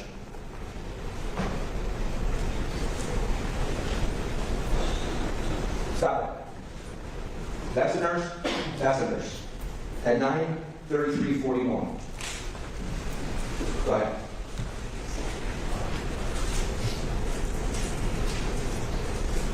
He's getting paperwork. Does the nurse look motivated to be helpful? But they're in charge. This is the medical care. Now, the government has told you that the defendants, Matthew Gallagher, are blaming others. That we're claiming, I think the analogy is Nuremberg, I took orders. We're not saying he was under orders. But we are showing that he didn't do anything that's criminal in this case. We are showing you that the circumstances that led to the decisions Matthew Gallagher made were the proper ones, and that he didn't intend to cause any injury to Robert Brooks. The evidence will show that there were people that did. Anzalone, Farina, Kessler, Walrath. What they did to Robert Brooks is a horror. You will so justly want to sit here, want to not have sat here for 2 weeks, watch this played over and over again, and not find someone guilty, right? You got to be leaning in. I got to find somebody guilty. Look what they did. You got to feel that. You care. You're repulsed. But they are not Matthew Gallagher. He is not Anzalone. He is not Frida. He's not Kessler. And he's not Walrath. He's Matthew Gallagher. They call him, they dump Matthew Gallagher with the animals. And he's not. He is not guilty of the murder, manslaughter, and gang assault of Robert Brooks. The death of Robert Brooks is on the hand of those officers. The chart that the ME showed you, the medical examiner that had all those injuries, not one of those injuries was done by Matthew Gallagher. Not one. He does not bear criminal responsibility for the acts of those men in the administration building, in the walkway, in the entry to the infirmary, in the building, and in the medical room. The government has not proven beyond a reasonable doubt that Matthew Gallagher's decision in those 60 seconds, when he had to make a decision, that he decided and intended to kill Robert Brooks. He did not. He tried to do what he believed, under the circumstances, to be the right thing to do. When you first came into this courtroom, when we all here, all of us, agreed you were the best to carefully hear this case. And you took an oath to listen carefully, to weigh the evidence fairly, and to follow the law that the judge will give you when the lawyers are finished. And I know you have done so and will do so. Judge Bauer, who's been fair to all sides, will tell you this. The government has the burden of proof. The burden of proof is beyond a reasonable doubt. The government decided to bring this case against Matthew Gallagher. Anzalone, Farina, Kessler, and Walrath, the people that struck Robert Brooks, are not on trial. You want to find them guilty. But Matthew Gallagher, this man, is on trial. This is his trial. The government made promises to you at the outset. The government then chose the witnesses to prove its promises. The government gathered the evidence. And the government didn't keep its promises to you. It is the government's burden to prove Matthew Gallagher guilty beyond a reasonable doubt. Proof beyond a reasonable doubt that Matthew Gallagher had the intent to hurt or murder Robert Brooks. That Matthew Gallagher has a wicked mind. That by placing shackles on Robert Brooks' ankles, that Matthew Gallagher intended to cause Robert Brooks to die. Apparently, he must have did a good job with this closing, I guess, because Matthew Gallagher was found not guilty on all charges, even though he presented a false police report or whatever type of report it was false. And he got caught with that, but they threw it all out. They did not convict Matthew Gallagher. He is found not guilty. Die. That by moving Robert Brooks onto the medical gurney when others were struggling to die, on Robert Brooks' ankles, that Matthew Gallagher intended to cause Robert Brooks to die. That Matthew Gallagher has a wicked mind. That by placing shackles on Robert Brooks' ankles, that Matthew Gallagher intended to cause Robert Brooks to die. And he was the one that put the shackles on the feet. So he was part of it. He was part of the gang activity. By moving Robert Brooks onto the medical gurney when others were struggling to do so, that Matthew Gallagher intended to cause Robert Brooks injury. He did not. In this country, under our Constitution, none of us can be convicted for the crimes of others unless we share the same mental state of those who committed those crimes. Unless the government proves beyond a reasonable doubt that the person they are accusing, Matthew Gallagher, has the same intent, the same objective as Farina, Walrath, Kessler, the whole crew, the charges must be dismissed. There is no other choice. None of us can be convicted when the government does not prove beyond a reasonable doubt. Mr. Gallagher is not guilty of the serious crimes he is charged with. I ask you, the cameras are on. They're only on me, but the spotlight's on you. You have to be courageous. You do. That's because they didn't hit him with that RICO charge. If they would have did that RICO, they might have had something, but they didn't want to put that RICO against their own police department, so they let them go with the gang charge. You have to make the right decision. You do. And find Matthew Gallagher not guilty. Thank you.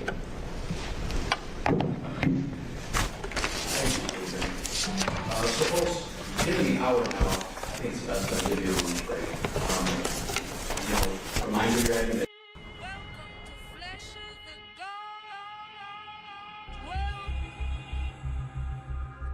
Well, isn't this a nice surprise?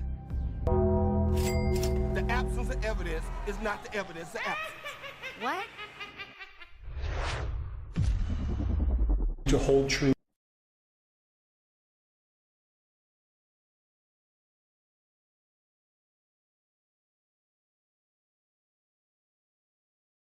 You heard the state's closing. This was a coordinated You heard the state's closing. This was a coordinated, deliberate murder. They used the video like a scalpel, isolating every chokehold, every illegal strike. In every moment, the officers intentionally obscured the camera. Their argument was simple. The officers acted as a predatory pack, moving in unison to silence an inmate. The prosecution had the facts. They had the visual proof, but facts don't always win in a system designed to protect its own. Now let's talk about the defense. Their job was to prove innocence, but to inject reasonable doubt. Their strategy was brilliant and cynical, divide and conquer. They argued that this was a scene of pure chaos where no one is in control. By blurring the lines, they tried to make the jury unable to assign specific criminal intent to Gallagher and Kiefer, effectively sacrificing Kingsley. The closing argument served as a final warning. The blue wall is real, and the legal system is designed with multiple fail-safes. The only thing that cracked it was a technical error that accidentally saved body cam footage. The final impact on this case is not just the prison sentence for Kingsley, but the systematic loophole that allowed Gallagher and Kiefer to walk clean. That loophole is the focus of the federal investigation to come. Whoop, whoop, that's the lies of the police.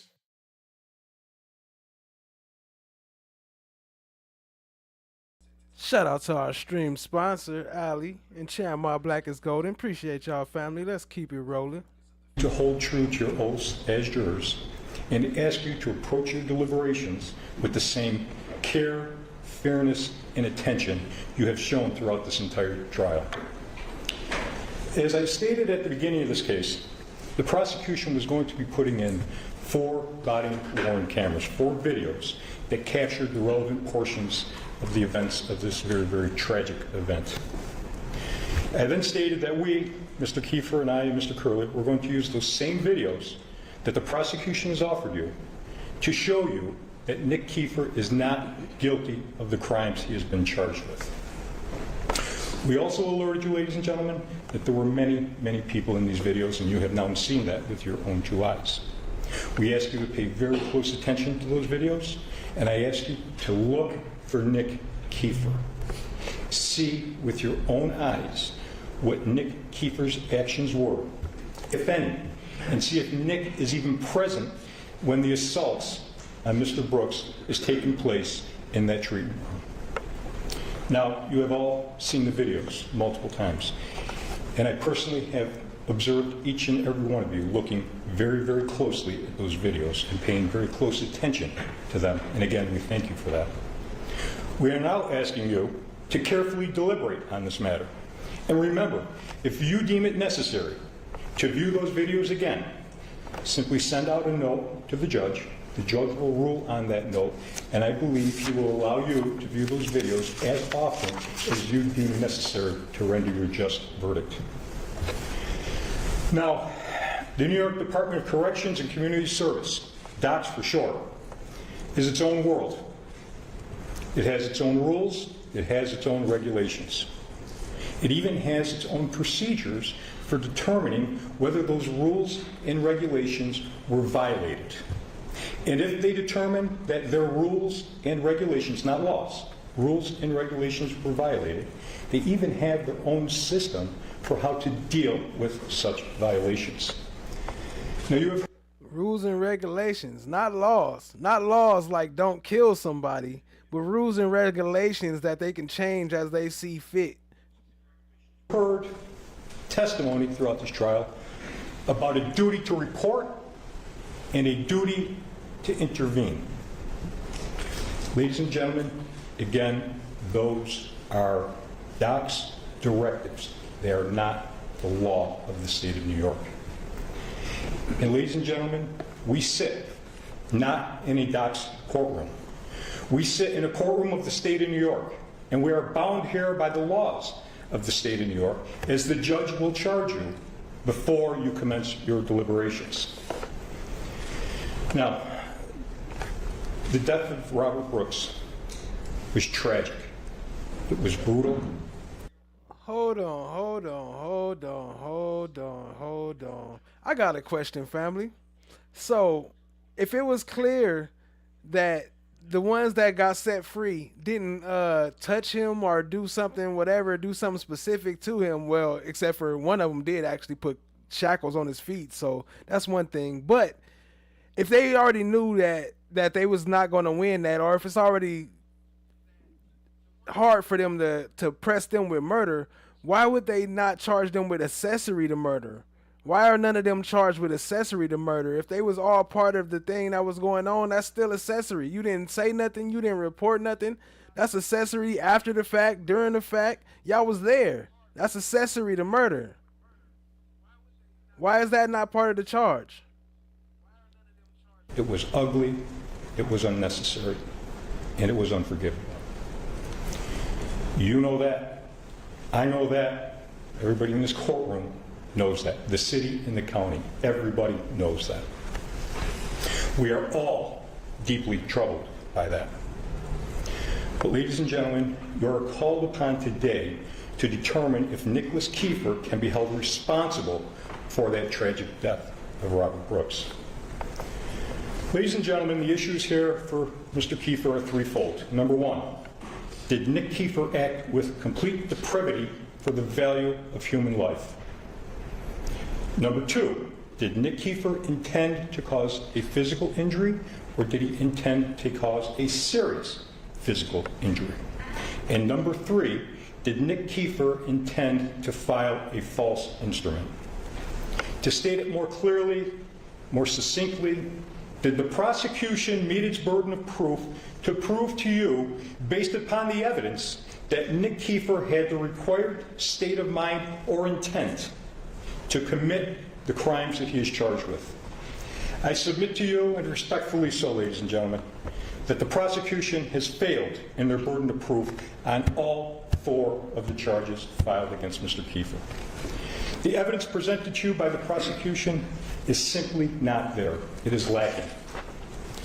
Now, the prosecution is asking you to convict Nicholas Kiefer not as a principal actor, but as an accessory to serious and violent crimes, including murder second degree, depraved indifference murder, manslaughter in the first degree, gang assault in the second degree, and filing a false instrument. They're seeking principal liability on the last charge, the filing the false instrument, and accessorial liability on the top three. Ladies and gentlemen, the law requires you in your determination to look beyond emotion, to look beyond the tragedy. Let us be clear. Under New York law, the mere presence at the scene, even with knowledge that a crime is taking place, or mere association with those who commit a crime, does not make somebody criminally liable. To convict as an accessory, the prosecution must prove to you beyond a reasonable doubt that Nicholas Kiefer intentionally aided, solicited, commanded, or encouraged the conduct, and that he did so with the same culpable mental state as the principal actor. Now, let me have a moment to discuss the charges with you. Depraved indifference murder. To prove depraved indifference murder, murder second degree in this case, the prosecution must show you that Nick Kiefer, while sharing a depraved indifference state of mind of others, recklessly engaged in conduct that created a grave risk of death and thereby caused the death of Robert Brooks.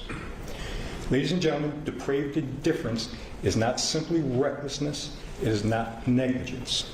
It is a mindset of an utter disregard for the value of human life, a grave moral deficiency, not just a lapse in judgment.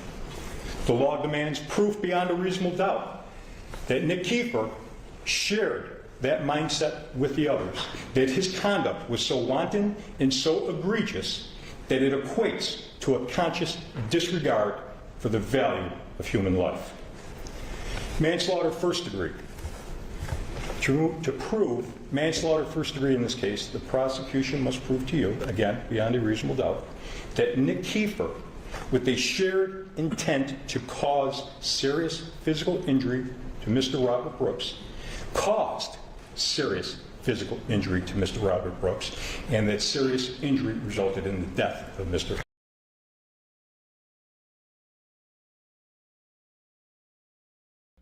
So in New York, Being an accessory to murder can mean different things depending on the timing and nature of the involvement. An accessory before the fact is someone who, with knowledge of the intended murder, helps the perpetrator plan or prepare for the crime, such as providing a weapon or acting as a lookout, which they did. He was there looking out. he didn't tell nobody. An accessory after the fact is someone who helps the perpetrator after the crime has occurred with the intent to help them avoid arrest or punishment, for example, by hiding evidence or assisting in an escape. The severity of the charges depends on the specifics of the case. And that happened too by the one who submitted the false police report. Y'all lied in y'all police report, so that's covering up the crime. So that is accessory after the fact. Robert Brooks. They must prove to you that Nick Kiefer participated in the beatings that caused Mr. Brooks' death. Gang assault, second degree. This is also a very serious violent crime. The prosecution must again prove to you that Nick Kiefer, while intending to cause physical injury, actively participated with two or more others physically present with the violence inflicted upon Mr. Brooks, which resulted in a serious bodily injury. Ladies and gentlemen, I submit to you that the evidence that you have seen in this trial does not support not one of those crimes. Again, Mr. Kiefer's mere presence in the vicinity or the association with others does not equate to participation in that crime. The prosecution has failed to produce for you credible or convincing proof of such intent on the part of Nicholas Kiefer. Offering a false instrument for filing. Offering a false instrument for filing in the first degree is like most other crimes, ladies and gentlemen. It requires an intent to commit a crime. You've heard testimony right from that witness chair from Mr. Robert Kessler. You've heard testimony from Sergeant Glenn Trombley. And they told you, Nick Kiefer, Mr. Kessler, and Mr. Angelo were told by their supervisor, by their superior officer, to keep their use of force reports confined to the walkway only. You heard the terminology come right out of Mr. Trombley's mouth. To craft a story. Don't mention anything in the treatment room. You heard Mr. Kessler testify that he didn't submit 1, 2, 3, he submitted 4 or 5 reports before he got his final report accepted. He told you that it was Sergeant Trombley who ultimately accepted that final report. On cross-examination, I asked him, Mr. Kessler, what happened to those first 4 or 5 drafts? I believe you heard his answer loud and clearly. He shredded them. They're gone, shredded. So, was the final report of Nicholas Kiefer an intent to commit a crime? Or was it an intent to merely get a final report that wouldn't be rejected or shredded, accepted by his supervisor? After all, you heard from Sergeant Trombley, a sergeant must sign off on the final reports. And you heard Sergeant Trombley tell you who that sergeant was that must sign off on the final report. And that sergeant... So where the hell is the sergeant? Why the sergeant ain't here in court too? Ain't the sergeant supposed to be there? Was he one of these names up there? Was the sergeant one of them? I don't remember. But I don't think he was. Sergeant was Sergeant Glenn Trombley. He had to sign off on the reports. He is the one that crafted the story. He, ladies and gentlemen, was the sergeant in charge. Allow me to take a moment and call your attention to the evidence in this case, or more aptly put, the lack of evidence in this case as it relates to Mr. Kiefer. You have all taken an oath. Nope. Glenn's name is not on there. Why is Glenn not here? Where is Glenn at? What happened to Glenn? to conduct your deliberations and reach your verdict free from bias, sympathy, or prejudice. In a case like this, ladies and gentlemen, we recognize that is a big ask. We understand that. But let's walk through the events before Mr. Brooks was taken into that infirmary treatment room at the Marcy Correction Facility. What do we know from what the special prosecutor has presented to you? The prosecution has taken pains to bring to your attention that Mr. Brooks was not a large gentleman. He was not a large guy. And he only had one infraction in his doc's green file, his disciplinary history file while incarcerated. Only one disciplinary record.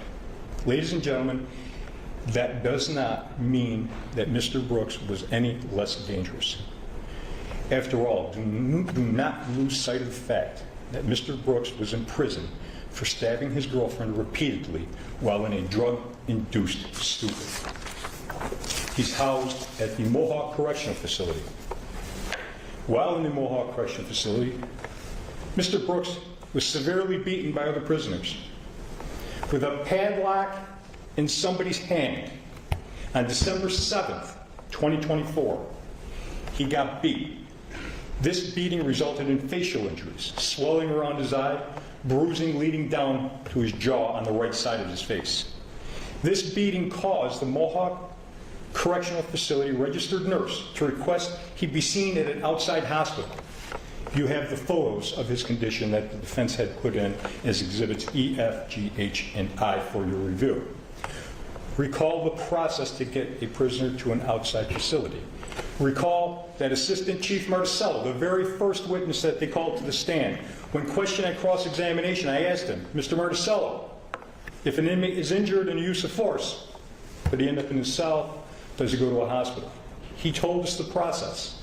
If they're injured in the use of force, they go to the facility PCU, primary care unit of the facility. They try to treat him there. If they need a higher level of care, they got a big TV screen called telemed. They'll go to telemed. If after telemed they need a higher level of care, meaning the injury must be worse, they then will make arrangements to have him shipped out to an outside hospital. They go to an outside hospital. That is precisely what happened with Mr. Brooks. His injury was so severe, he went to an outside hospital. He went to the Wynn Hospital here in Utica, New York. He was treated by Dr. Marin. You heard the examinations that Dr. Marin had made of Mr. Brooks, the certain tests that were run on him at the hospital. What you didn't hear Dr. Marin say is that they found any trace or evidence of K2 in Mr. Brooks' system on December 7th, 2024. Mr. Brooks was discharged from the Wynn Hospital that same day. He had specific instructions from his discharge. The specific instructions said, if the symptoms reoccur or if you get any new symptoms, immediately go back to the emergency room. Mr. Brooks did not go to an emergency room. He did not go to the PCU unit of Mohawk. And yes, the symptoms did return. He actually had new symptoms occur. Mr. Brooks was then moved from his dorm on December 7th to a new dorm within the Mohawk Correctional Facility. If I noted it properly, I think it was dorm 4B, Bravo, I believe is what it was. And this was in an effort to remove him from the gang members that violently beat him so severely on his face and head. This is told to you by Sergeant Sayal. He was the sergeant at the Mohawk Correctional Facility. Mr. Brooks moves to his new dorm in the Mohawk Correctional Facility. Mr. Brooks has trouble in his new dorm at the Mohawk Correctional Facility. This is the very next day, ladies and gentlemen, December 8th, 2024. Mr. Brooks became sick. He vomited in his cubicle. He did not clean it up. Let's remember one thing, ladies and gentlemen. We're not talking about college dormitories here. We're talking about state prisons. Nobody cleans up for you in state prison. You're in a large room with 40 or 50 other inmates, prisoners, incarcerated individuals. If vomit stays on the floor for any period of time, it's unpleasant for everybody. Mr. Brooks was directed to clean up his vomit. Mr. Brooks did not clean up his vomit. Some other prisoners / gang members beat him up on December 8th, 2 times. One time with metal locks, plural, locks, in the sock. Mr. Brooks was ultimately able to get away. He got a mop, a bucket, and he cleaned up his vomit. The same thing happened the very next day on December 9th in the early morning hours. He got beat up yet again. So hold on. They beat him with a lock over his head. He was knocked out unconscious. They jumped him, and then he got up and cleaned up his vomit. That don't make sense. That don't make sense. He would have been in the infirmary. I mean, not the, you know, in the doctor's office, whatever, in the medical ward. He wouldn't have still been there after getting beat up and throwing up and all that stuff. What was he still doing there? He ain't got time to clean up his vomit. The hell? What up, NJB Nay Nay? I see you, family. Appreciate you joining. Recall the testimony of the incarcerated individual that the DA called, Mr. Michael Peacock. Recall the testimony of Sergeant Sayal. They told you all that information. In fact, incarcerated individual Mr. Peacock told Mr. Brooks, look, man, if you're going to throw up, go in the bathroom, throw up in the urinal, flush it down. This way it doesn't bother anybody. Ladies and gentlemen, if Mr. Brooks could get to the bathroom to smoke cigarettes, he wasn't too sick to go there when he felt nauseated. If he was sick... Where did that part come in? When did the smoke cigarettes part come in? Did he just randomly just add that? I don't remember them mentioning that. Was it before or after? What was the timing? Do you got camera footage? Did you show that during the trial? Why did he not get a sick pass? Go to the facility's primary care unit. You heard Nurse Jennings tell you what the process was. If an incarcerated individual did not feel well, he could ask to get, I think she used the term sick slip, get a sick slip. He can then walk over to the PCU unit. He will be seen, he will be treated. Maybe they would have even given him something to settle his stomach, to resolve the nausea. How sick was Mr. Brooks and why was he sick? Well, he wasn't too sick to smoke cigarettes in the bathroom with Mr. Peacock. We heard that from Mr. Peacock. He wasn't too sick to be using K2. Maybe he didn't want the nurses in the PCU unit to know he had K2. How much K2 does it take to make a guy indifferent to lying in his own vomit? Recall that Mr. Brooks thought that he was getting on a plane to go to Puerto Rico. Mr. Brooks was found. So he was on K2. So under y'all watch, where y'all supposed to be watching them and keeping that stuff out, he in there under K2? Is that what they were saying? He was high on K2? Found with a lock in one pocket and a sock in another pocket, which, according to Sergeant Sayal, could be turned into a weapon within moments in a prison setting. Officer Sayal then said he had to do the investigation into the assault of Mr. Brooks, and his investigation indicated that Mr. Brooks was in trouble with other inmates or a group of inmates for some drugs that Mr. Brooks was holding for them, or that Mr. Brooks lost, or perhaps that Mr. Brooks had used. Mr. Sayal also requested a mental health examination for Mr. Brooks due to the grandiose ideas he had and the nonsensical statements he was making. So we know that Mr. Brooks was a problem at Mohawk. Ladies and gentlemen, if you're part of a large organization, as large as DOCS, and you have a person who is a problem, what do? The answer is very easy. You make him somebody else's problem. You pack him up, you ship him down the road, and you send him over to Marcy. And that's what they did with Mr. Brooks. He went to Marcy. He arrives at Marcy about 9 o'clock, 9:07 at night. And you heard from Mr. Kessler. Marcy never does their job. Mr. Kessler was a little more descriptive than I'm being. They're supposed to bring the prisoners coming into the facility all the way down to the infirmary, the draft area. They didn't. Marcy then contacts Mr. Kessler. They call him up, say, Mr. Kessler, come up to the administration building, we got an in-draft, you got to get him. Mr. Kessler is a half an hour away from ending his shift. He's irritated, he's tagging dumpsters, which is part of his responsibilities, but he goes to get the in-draft. Mr. Kessler meets my client, Mr. Kiefer, and Mr. Angelo up at the administration building. They get to the lobby of the administration building, there's no Mr. Brooks. Why not? Don't know. You might think that Mr. Brooks would have been grateful for this transfer. He's going to Marcy. He's going to get away from these inmates, these gang of people that are beating him up while at Mohawk.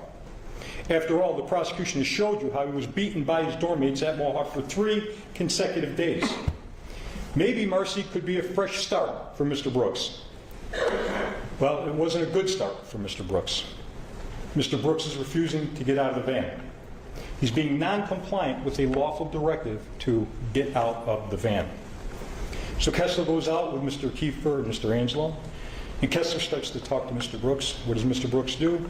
He stares straight ahead, doesn't even acknowledge Mr. Kessler. He ignores him. Mr. Kessler talks to him again, and eventually is able to convince Mr. Brooks to exit the van. Was Mr. Kessler obligated to do that? No. Could Mr. Kessler have just pulled him out of the van? Sure. Trying to get compliance and start out on the proper foot with an incarcerated individual. As soon as they get a look at Mr. Brooks outside of the van, they can tell he's coming to Marcy because he's obviously had problems at Mohawk. His eye is discolored and swollen. He's got blood in his nostril of his nose. And you heard Sergeant say, I'll tell you, a dude doesn't hit another dude for no reason. But yet you sit there and watch them beat and choke and pull this dude up and down this chair and drag him. Man, get out of here. For no reason. Gentlemen, Officer Kessler gives Mr. Brooks another lawful directive. He tells him to carry his in-draft bags. Again, Mr. Brooks refuses and is non-compliant. Again, Officer Kessler negotiates with Mr. Brooks.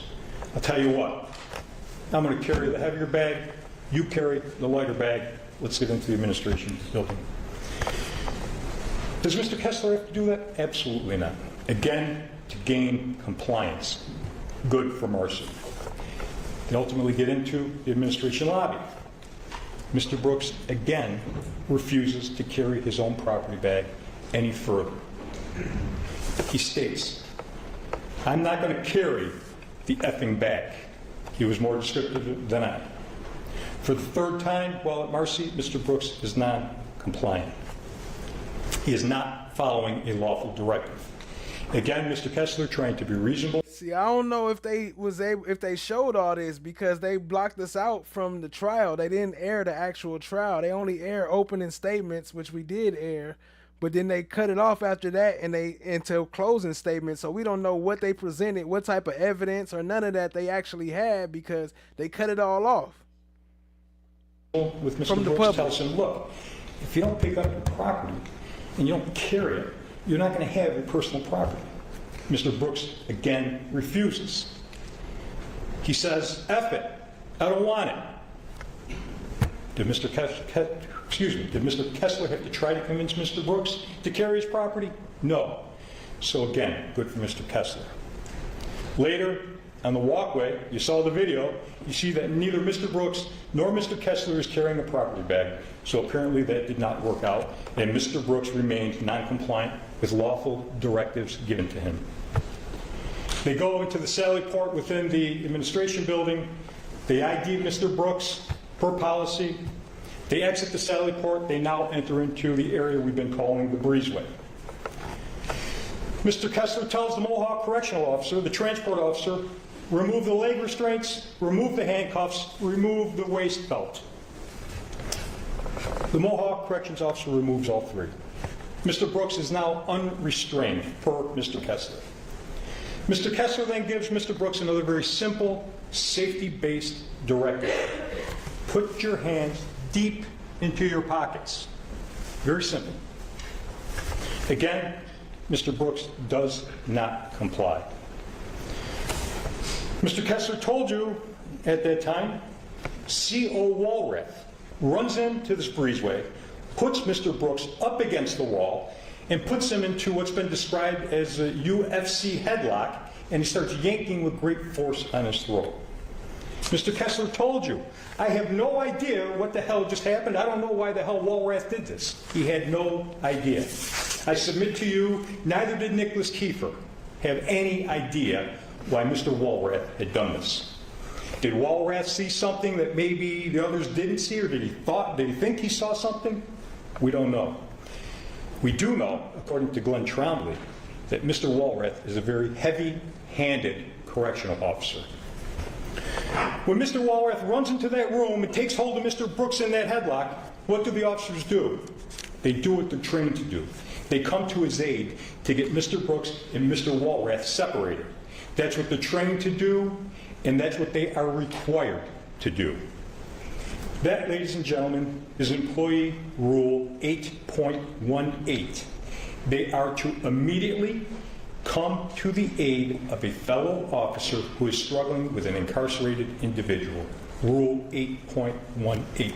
That is not the time for second guessing. Recall that even a simple toothbrush in a prison setting can be turned into a deadly weapon, a shank. Somebody else, stop, enough. We know it wasn't Mr. Kessler, we know it wasn't Mr. Walrath. That leaves the Mohawk Transportation Officer, that leaves Mr. Angelone, that leaves Mr. Kiefer. Maybe it was one of them, maybe it was two, maybe it was all three of them. But somebody said stop, and it stops. Kessler said that he and the other officers, including Mr. Kiefer, got Mr. Walrath off of Mr. Brooks. Kessler also told you that he himself had struck Mr. Brooks multiple times, a peroneal strike, but he could not tell you what any other CO had done in that breezeway in that moment. Remember what Glenn Trombley told you. He told you that Mr. Kessler is a hothead. At any rate, Mr. Kessler told you on a question on cross-examination that this entire breezeway event lasted maybe 7 seconds, no more than 7 seconds. Mr. Kessler then testified that Mr. Kiefer told the Mohawk Transportation Officer he didn't see anything. Do you think that's true? Why was the Mohawk Transport Officer not called to testify as to what Mr. Kiefer allegedly said to him? The prosecution could have called him. They didn't. Maybe it's not that important to the prosecution. If what Mr. Kiefer actually said or didn't say is not important to the prosecution, I submit to you, ladies and gentlemen, it may not be that important for your deliberations. They then leave the breezeway. Mr. Brooks is not keeping pace. He's being escorted by Mr. Angelone and Mr. Kessler, arm in arm, they're walking towards the infirmary. Again, Mr. Brooks becomes non-compliant with a very simple lawful directive. Walk faster. They enter the man-trap area on the outside of the administration building. This is the big double doors, the cell report outside. They get to the exit, Mr. Brooks sits down. They get Mr. Brooks back up to his feet, and they tell him, keep walking. Again, he does not keep pace. As Mr. Kessler told you, he was lagging behind. Recall, Mr. Trombley told you, as he was driving up, he saw the incarcerated individual turning his head back and forth and moving his arms while he's walking. Those were against the directives that Kessler had given Mr. Brooks. According to Mr. Kessler, Mr. Kiefer then says to Mr. Kessler and Mr. Angelone, put Mr. Brooks on the ground, he's going to pepper spray him. Why? To get compliance, to gain compliance with Mr. Brooks. He's been uncooperative since he's arrived at Marcy. Recall the sworn testimony of the Assistant Chief to the Office of Special Investigations, Mr. Christopher Marticello. He told you that when he was a corrections officer at the Green Haven Correction Facility, at the beginning of his career, he had to use force several times. He told you when he had to use force on those several occasions, on each and every one of those occasions, he did it to gain compliance, not to cause injury. Ladies and gentlemen, that is precisely what Nicholas Kiefer had done, to gain compliance. Did Mr. Kessler tell you, stand this guy, or did Mr. Kessler tell you that Mr. Kiefer said, stand this guy back to the fence, I want to face him so I could pepper spray in his face? He did not say that.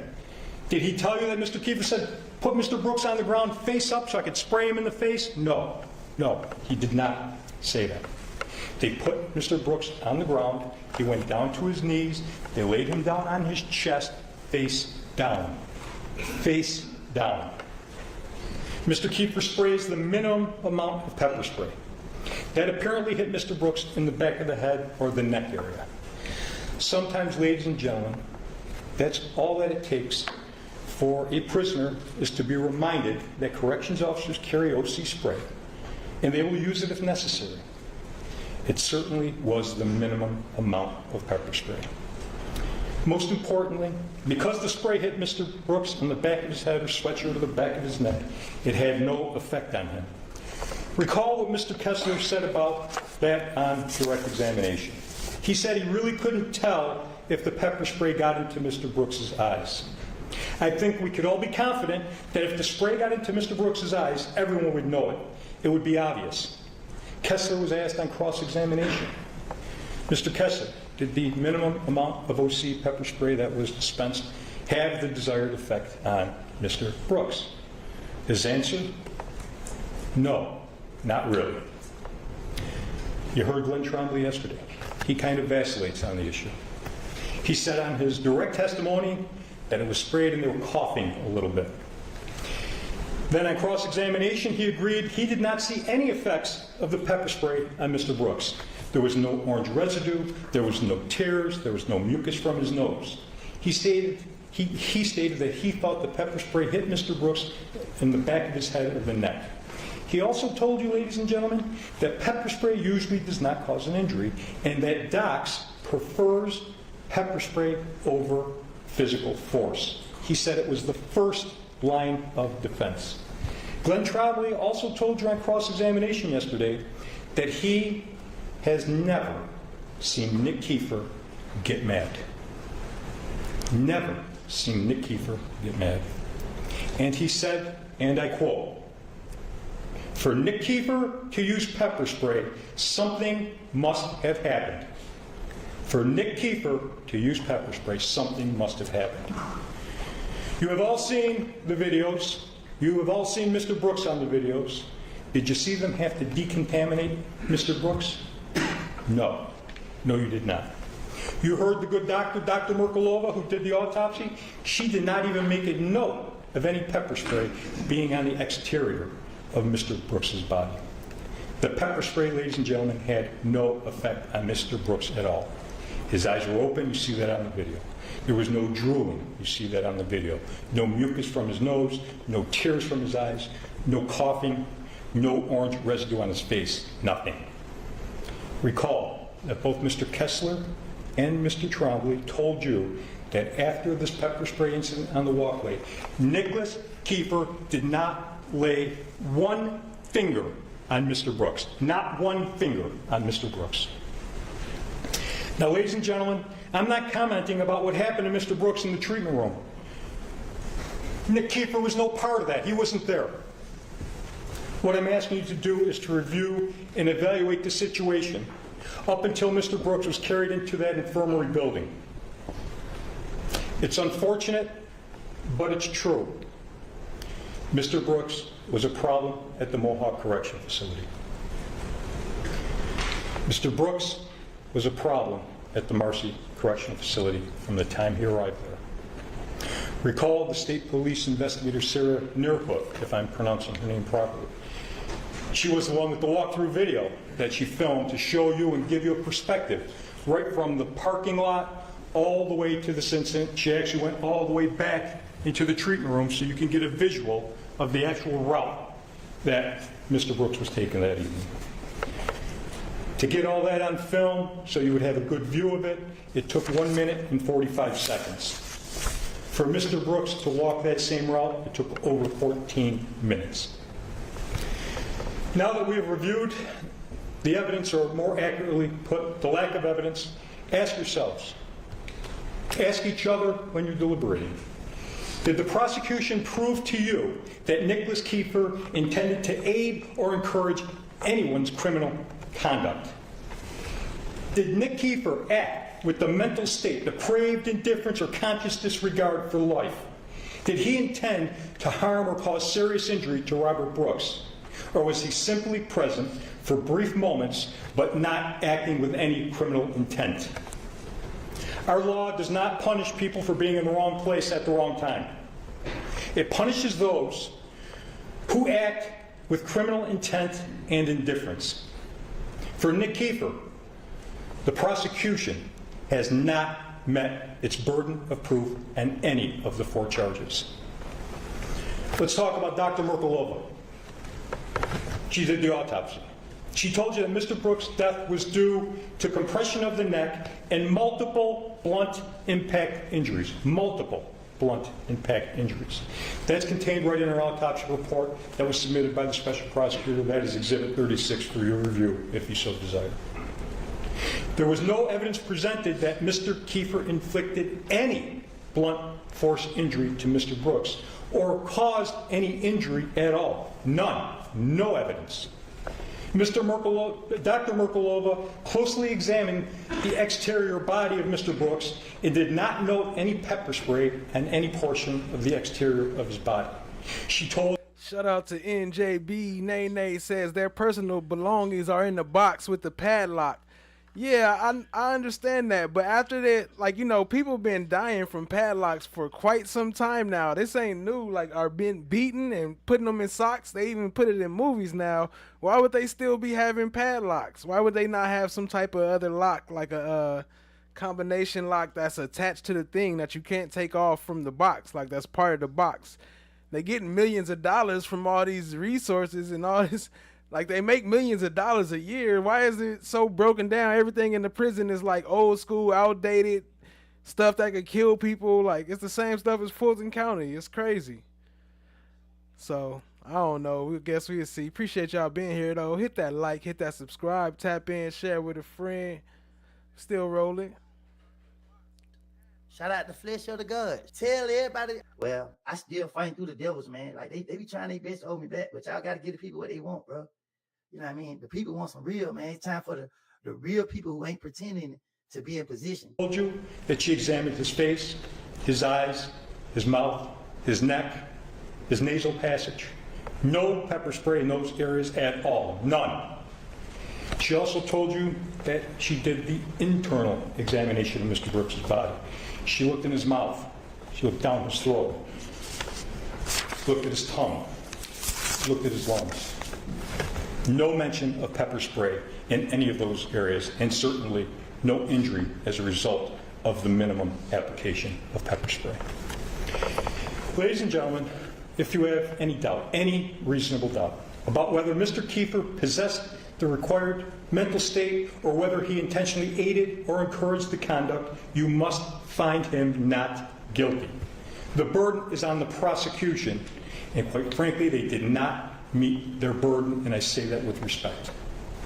You've been told many times, ladies and gentlemen, and you're going to be told again when the judge gives you the final instructions, the burden of proof on these charges rests entirely, 100%, upon the prosecution. The defense is not obligated to prove anything. But did the prosecution take you through the video evidence and say, here's where Nick Kiefer committed murder second, depraved indifference, here's where Nick Kiefer committed manslaughter one, here's where he committed gang assault? No, they did not. There were 4 body-worn cameras in the evidence. You have them all. The A-Long video, the Trombley video, the Gallagher video, and the Fisher video. I was the one who initially took you through those videos, minute by minute, that the prosecution had put into evidence. I did not try to hide anything from you. I wanted you to see it all with your own eyes. I showed you every time Nick Kiefer walked in and out of that treatment room. I showed you how long was he in that treatment room and what was happening in that treatment room when Nick Kiefer walked in and out. Nick Kiefer, ladies and gentlemen, was in there 4 times, and that's assuming you're counting his leaning through the threshold over to the counter to grab his body-worn camera and exit the room as 1. If you don't count that as 1, he's in there 3 times. At no time that he was in that treatment room was he in there longer than 16, 17 seconds. And at no time when he was in that room did he see, or do you see on the video, anybody punching, kicking, striking, assaulting, or other abuse on Mr. Brooks. Ladies and gentlemen, at the start of this case, Mr. Fitzpatrick assured you that he would prove to you that Nicholas Kiefer was a member of a gang of murderers. Did he? I submit to you he did not. Although they promised you they would, the prosecution has not shown you that Nick Kiefer acted with depraved indifference. There is no evidence that Nick Kiefer exhibited a wanton disregard for human life. The facts do not show that he consciously disregarded a grave risk, nor that he encouraged or aided anyone else in such conduct.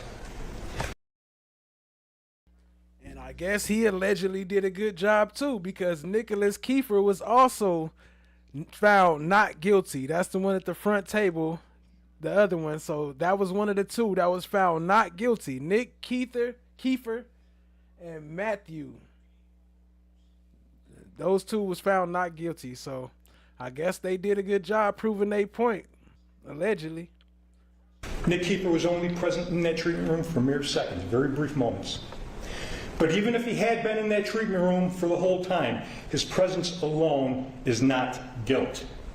Unless Mr. Kiefer intentionally aided or encouraged the conduct, he cannot be held criminally liable as an accessory. The prosecution has not shown that Nick Kiefer intended to cause a physical injury to Robert Brooks, let alone prove to you that he caused a serious injury to Robert Brooks.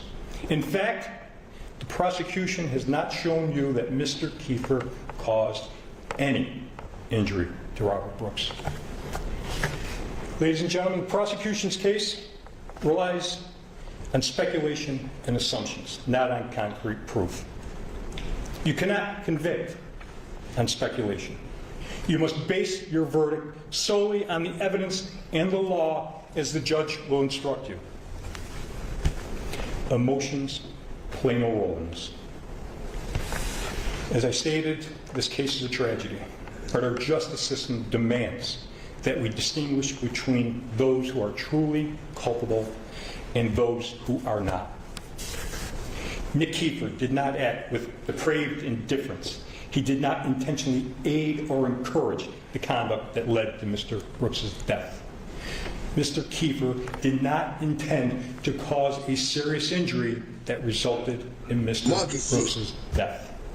Mr. Kiefer did not intend to cause a physical injury when he was aided by two or more who were physically present to Mr. Brooks. And he did not intend to file a false statement. Ladies and gentlemen, the evidence. So that's the one that filed the false statement. I was wondering which one it was. It was Kiefer that filed the false statement.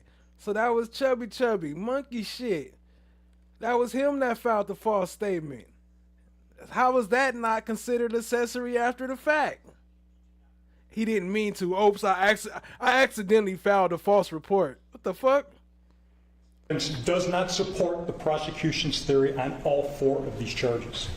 I ask you to return a verdict of not guilty on behalf of Mr. Kiefer. The prosecution's strategy in this case seems to have been charge them all and let the jury figure it out. You, the jury, let you guys figure it out. Well, ladies and gentlemen, on behalf of Nicholas Kiefer, I think you have figured it out. Nick Kiefer is not guilty of the crimes charged against him. Please tell that to this court. Please tell that to this community. Return a verdict of not guilty on behalf of Nicholas Kiefer. We once again thank you for your time and attention in this matter. Thank you very much. Thank you, Mr. Longer. Thank you, Your Honor. Shut the fuck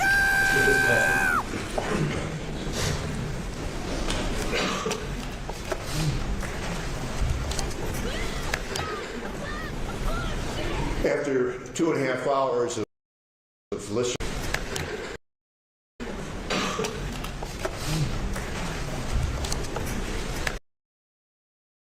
There you go. I wanted to get him looking in the camera. There you go, right there. There you go, right there. Mr. False Report. There you go. It's walked free. Where are your police reports? Where's the police reports? They blocked us from it. They didn't let us see it because they know the public would have let him have it. He wouldn't have got away with that with the public. But they covered it up. They didn't let us see the false police reports. So maybe we could find it later. after 2.5 hours of listening to how this was a tragedy, let's now get back to reality, if that's okay with all of you. What's the tragedy? I'm missing the point here. We have 3 heroes in the room, ladies and gentlemen. Forgive my impertinence for indicting them for what they did. I'm sorry. I must be waiting. Got him! Got him! for their award ceremony for the heroic actions of Mr. Kiefer in pepper spraying a helpless 148-pound guy who's lying on the ground and who the testimony says didn't do a thing. Oh, I'm sorry. It took him 10 seconds to get off the van. The death penalty for that? Mr. Gallagher, a babe in the woods, didn't say a thing, just doing his job. Shackling the guy who's getting his testicles pushed up to his larynx, right in front of him. And he has the temerity to stand in front of you for 90 minutes and say, he did nothing wrong, just following orders. He's such a good guy.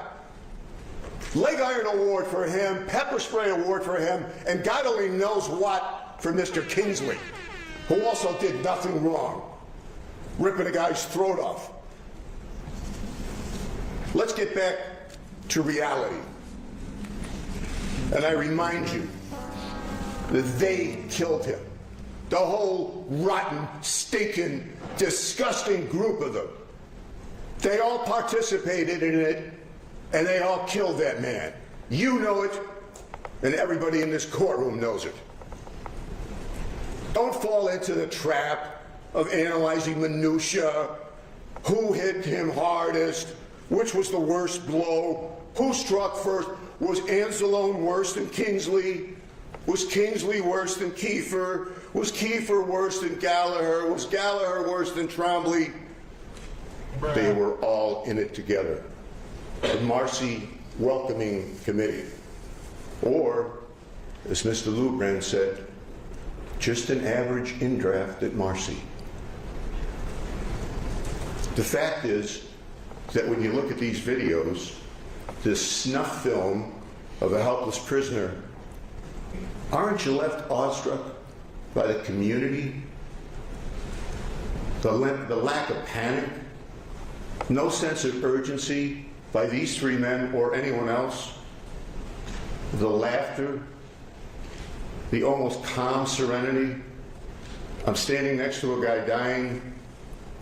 I'll check my watch to see if my shift is almost over. The haste to fill out a form. The guy's body hasn't even been taken out of the infirmary. And Kiefer's sitting there getting ready to doctor his form. And you can listen till the cows come home, and Judge Bauer isn't going to tell you that there's a defense to filing a false report that says I was ordered to do it. That's your name on the form, Mr. Kiefer. Not Mr. Trombley's, not Mr. Gallagher's, not Mr. Mayshaw's. It's your name on that report. And you know what the sickening irony of all this is? As I sit here and listen to this 2.5 hours of Fantasy Island, you know, I'm a great believer in providence. I do not think that we have been created by a cosmic accident. I believe in fate. And I believe that fate recorded those videos. Can you imagine? The absence of evidence is not the evidence of absence. What? Hey, yo. Shout out to Trakisha for the 5. Appreciate you, family. Gotta run. Catch up with y'all next time, fam. Thanks to the Source FOTG and chat gang. Hey, appreciate you, family. Much love. Y'all show Trakisha some love in the chat. We're going to have to get you an emoji going around here soon. Look like you one of the top sponsors this month. We're going to have to get you an emoji. Keep that in mind. Let me know what you want. We might could get that working. Appreciate you, family. Shout out to Trakisha. And shout out to Allie and Chad My Black is Golden. Appreciate y'all sponsoring. Much love. Let's keep it rolling. Drop some coins in the chat. What this trial would have been like, I'd still be sitting there. These guys would still be charged. But can you imagine what it would be like without those videos? We already know. Mr. Kiefer told us. All force ceased before entrance into the infirmary. That's his report. He's required to file it. And he sits here and he tells you he's not guilty of that. There would have been a whole trial about, oh yeah, he resisted, he was a maniac, he was high on K2, he was a lunatic, he had a sock and a lock, and oh my God, he slipped outside, and thank God we were able to save ourselves. We know beyond any reasonable doubt that Mr. Kiefer was involved in this up to his neck. And speaking of necks, we know that Mr. Kingsley was involved. Just look at that photo. And a few moments ago, his lawyer told you he did nothing wrong. Did nothing wrong. Mr. Gallagher, it's 9:30. Robert Brooks is dead. If he was in the Mayo Clinic, he'd still be dead. This guy's laughing. That doesn't show indifference, depravity. These were not corrections officers. They were a gang. They were a gang of murderers. I'm not going to spend a lot of time on what you heard during the submissions. They was a gang, and they was a gang of murderers. Man, that should have been more gang charges. I don't get it. I don't understand. I don't understand what's going on. They were a gang. They were a gang of murderers. I'm not going to spend a lot of time on what you heard during the submissions. But I will ask you to remind yourselves about evidence. Okay? Evidence. I'm not going to tell you what so-and-so was thinking, what my client was thinking, or what he really went to do, or what he wanted to do, because if I stand here till doomsday and ask Tracy to read that back, she ain't going to be able to, because there isn't any evidence of that. I didn't know till today that training was the cause. His lack of training, it was only 43 seconds. How much training do you need to join the human race?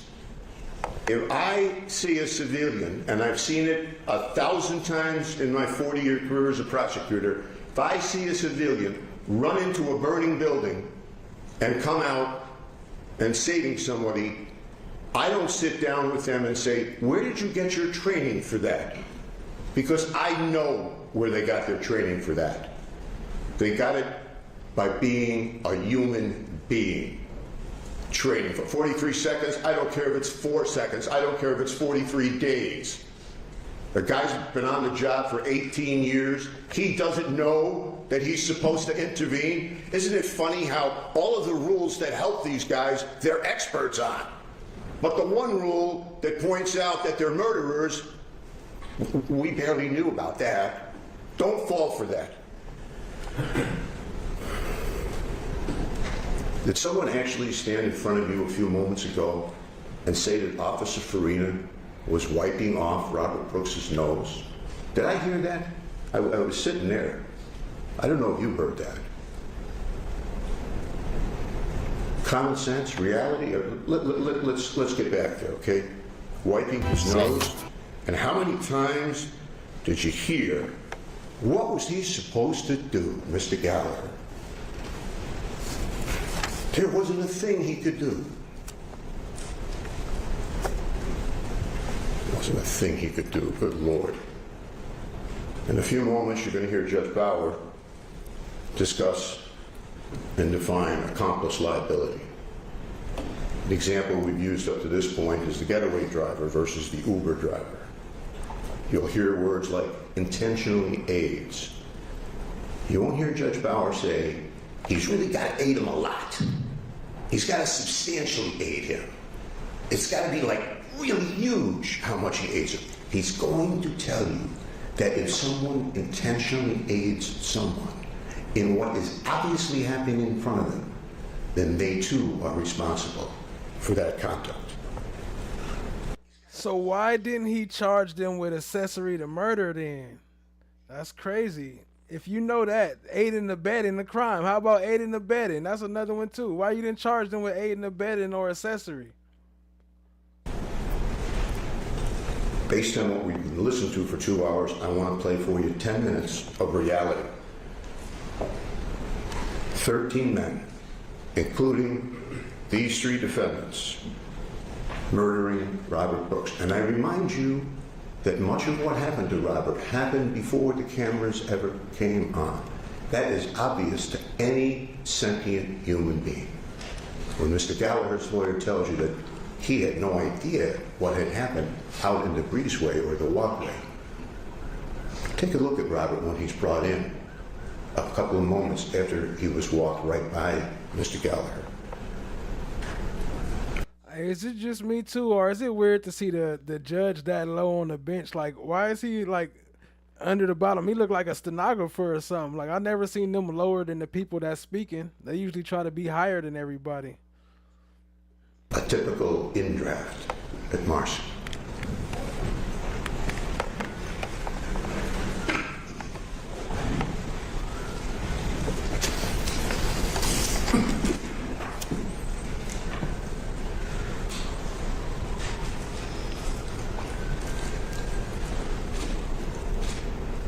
Mr. Kiefer coming in with his pepper spray can, already having participated in the beating, according to the testimony of Officer Kessler.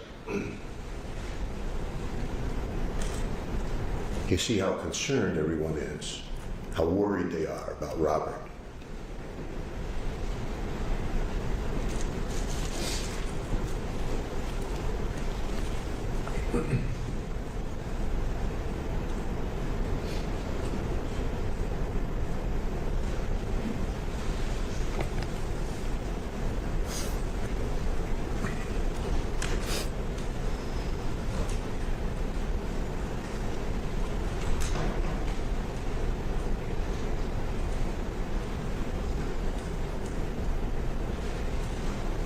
I had no idea there was anything wrong with Mr. Brooks.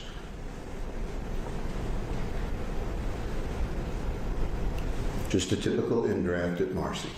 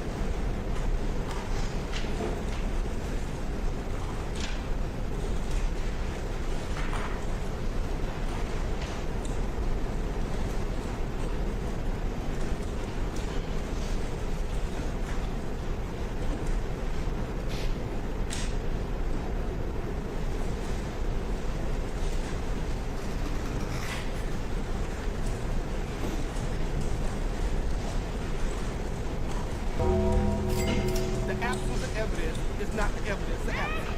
What?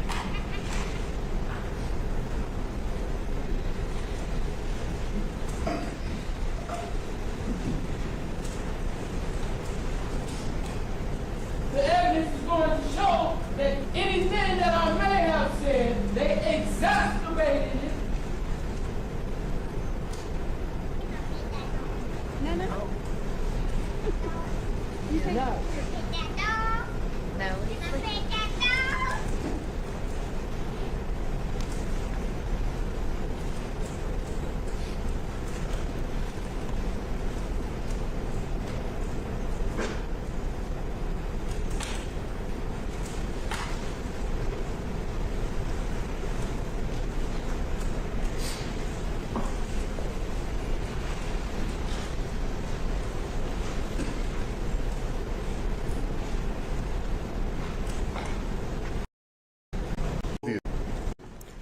They're just wiping his face,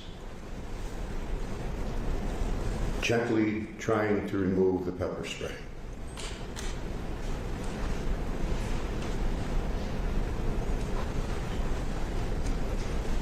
That's the part when they was trying to stuff a sock or something down his mouth. I don't know what it was. Talk about they was wiping his face. Yeah, right. They was trying to gag dude.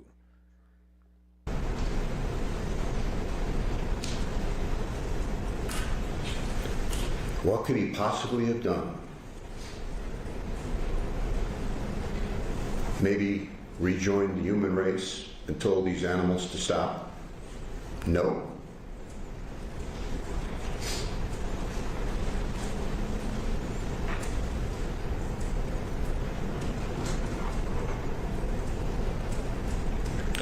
Nope, I'll hold him down and help Farina.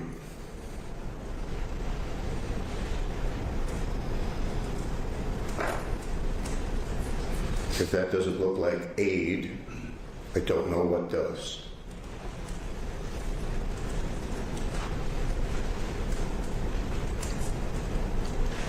Weren't you expecting to see a violent kick from Robert based on what you heard during opening statements? His legs are barely moving.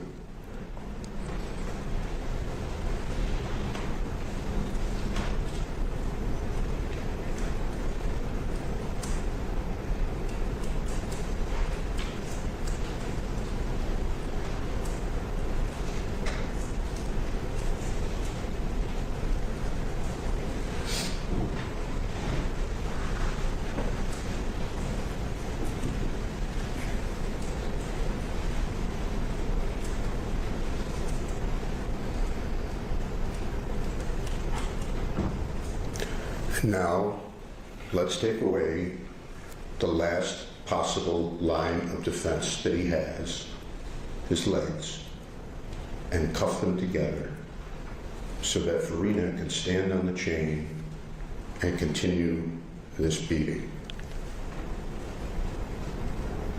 And he stands there, Gallagher, and doesn't do a damn thing to stop this.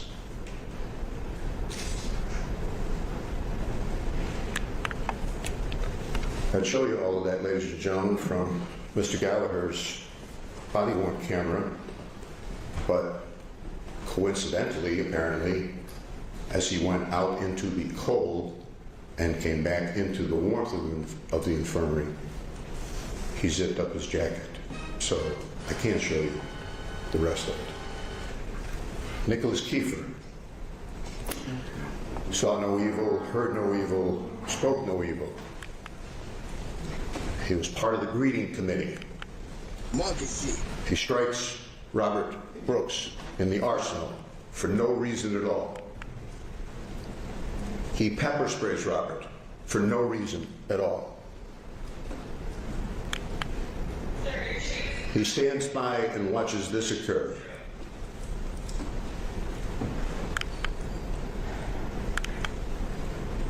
He follows the gang into the ER. Well, Robert has clearly been beaten senseless.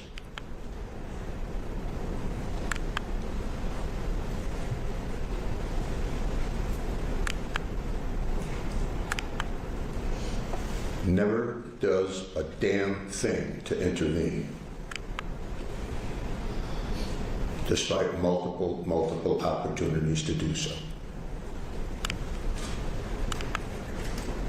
And he sits here today and says, I didn't do anything wrong. Monkey see.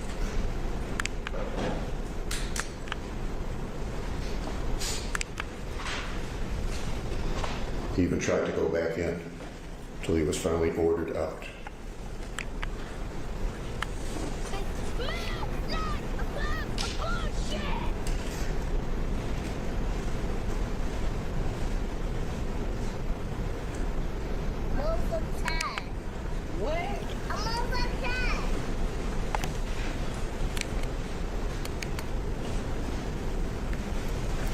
You know what I've often thought? We have 5 senses. I kept listening to this trial about how you didn't see this, you didn't see that.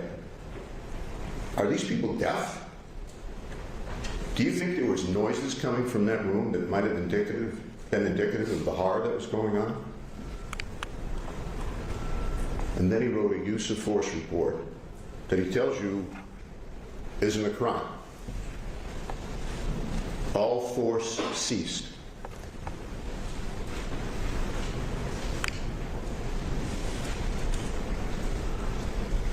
Nicholas Kiefer, guilty of murder. Matthew Gallagher, I was just following orders. I didn't know nothing. I didn't know what I could do. I had been on the job 18 years. It's still new to me. I just don't know. I tried my best. I thought I'd get the leg irons to what?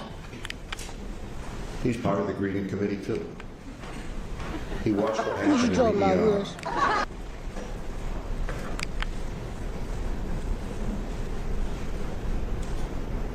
How can a human being look at that? And you're charged with responsibility for protecting that guy. Don't get, it's a tough job, it's a dangerous place. Yeah, that's a tough job, that's a dangerous place. It's a dangerous place for Robert Brooks. He holds Robert down while Anselm and Farina are punching the guy's penis, fracturing his testicles. He stands there and he tells you, I didn't see anything.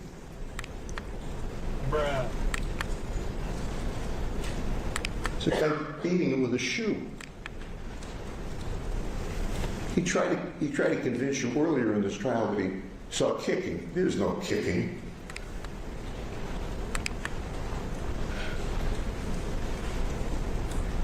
He bravely rushes out to his van.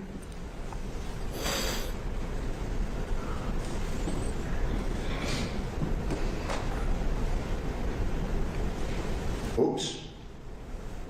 I think I'll zip up my jacket. You know why he zipped up his jacket. Everybody in this room knows why he zipped up his jacket.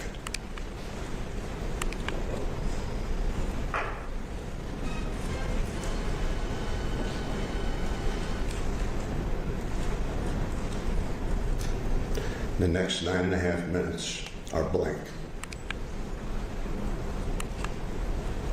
He wasn't even outside. He was already inside on his way back in when he zipped up his jacket.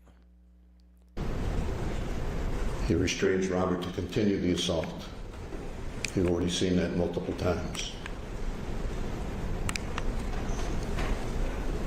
He yanks Robert's pants off, his final act of indignity to that dying human being.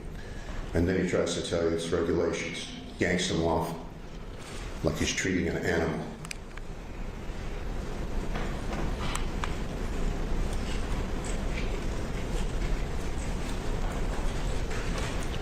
Look at the professionalism, the sensitivity, the care that you just heard about a few moments ago.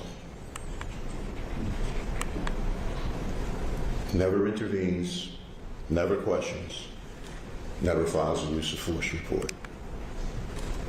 Just following orders. Ordinary, good, decent people get a summons in the mail. You wind up on jury duty.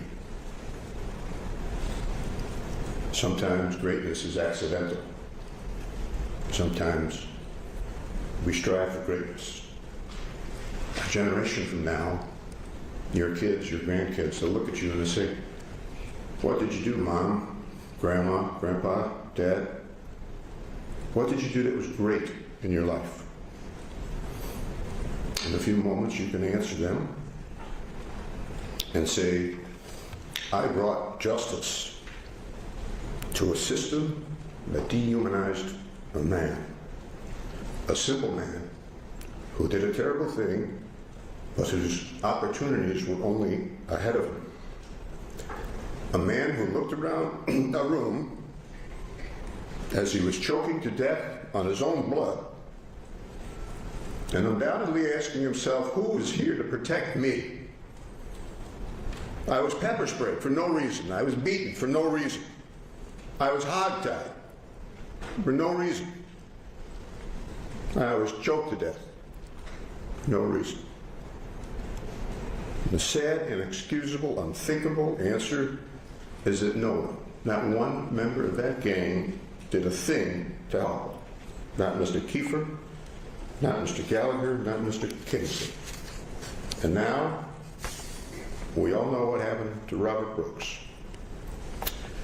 When you reach your deliberations, someone look at your watch.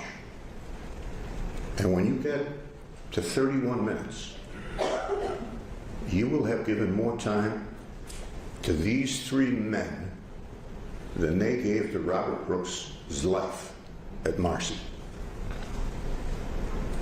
Murder in the second degree.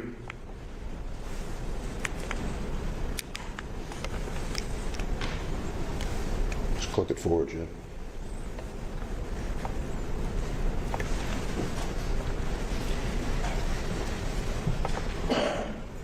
Depravity wanton disregard, indifference,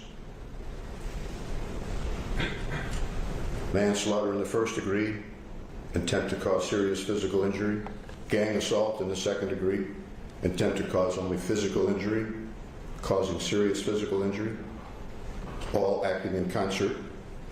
The question for you is, was there a commonality of purpose, a design? Not to kill, they're not charged with intending to kill. 5 times on his summation, Mr. Lubran told you that I was required to prove that his client intended to kill Mr. Brooks. 5 times. He's not charged with intending to kill Mr. Brooks. This was a gang with the express intent of dehumanizing Robert. We're not going to stand for such impertinence as failure to put your hands in your pockets. If you find that inhumanity, that depravity, which is obvious, frankly, the next question is, did the defendants aid in this dehumanization and this depravity? Mr. Kingsley? Of course he did.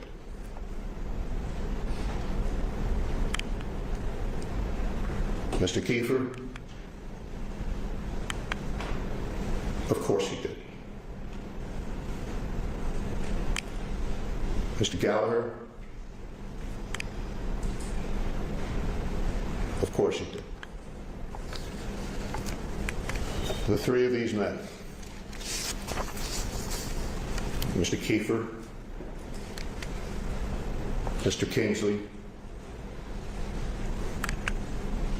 Mr. Gallagher, they were part of it.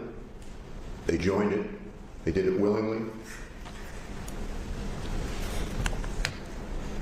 I think to one of my favorite movies, which you may or may not have seen, A Few Good Men.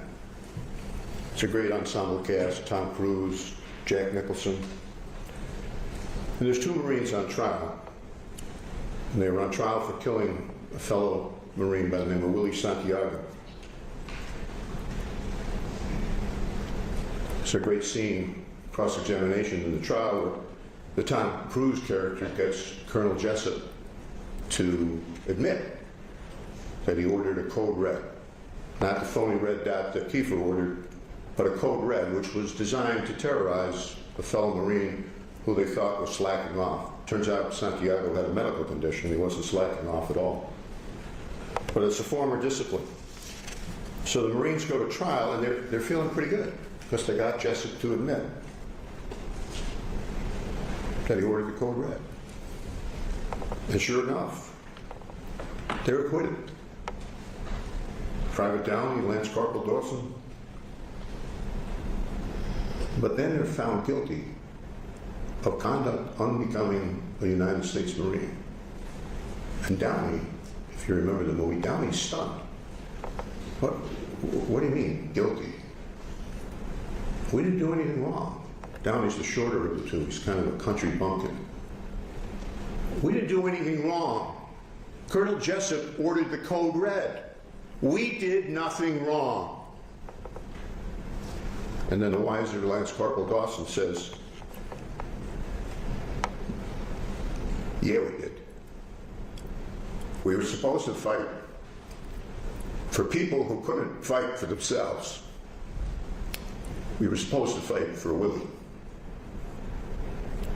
These 3 men, before they divorced themselves from the human race, were supposed to fight for Robert. And justice demands that they be held accountable for the brutality of their actions and their inactions. Nobody's charging them with failure to follow a DOC's regulation, but that's part of their state of mind.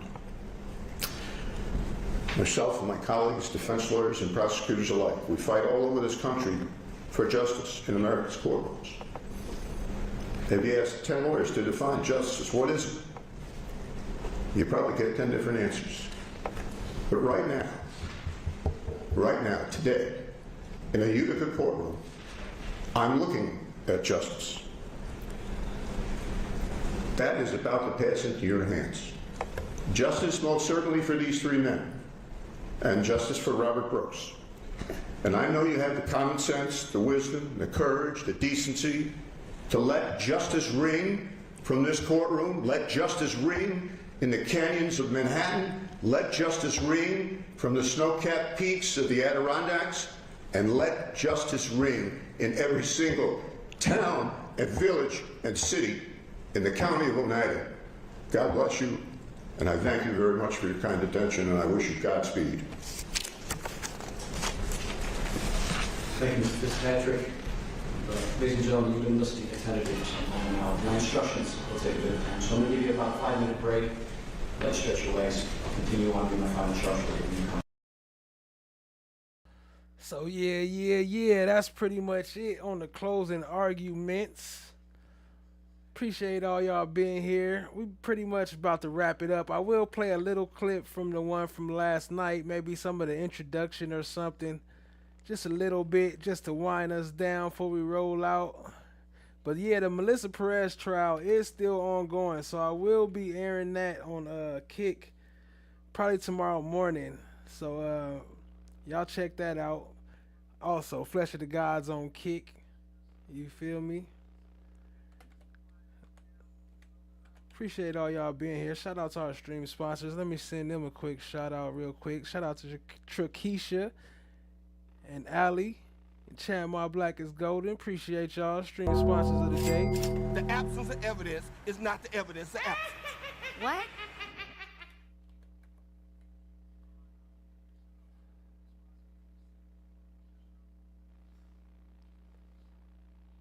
Appreciate y'all. Appreciate y'all. Y'all show them some love. Drop them some love in the chat. Drop some coins and all that. The absence of evidence is not the evidence of absence. Appreciate you, family. Definitely do. Definitely do. Let's see. Okay, here we go. This one.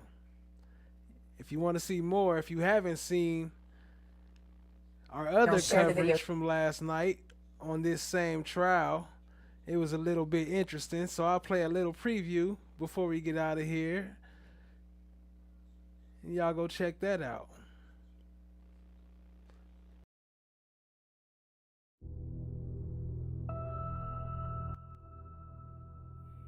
Hey yo, peace family. Grand rising, good afternoon, great evening, gracious nights. Welcome to the Source FOTG.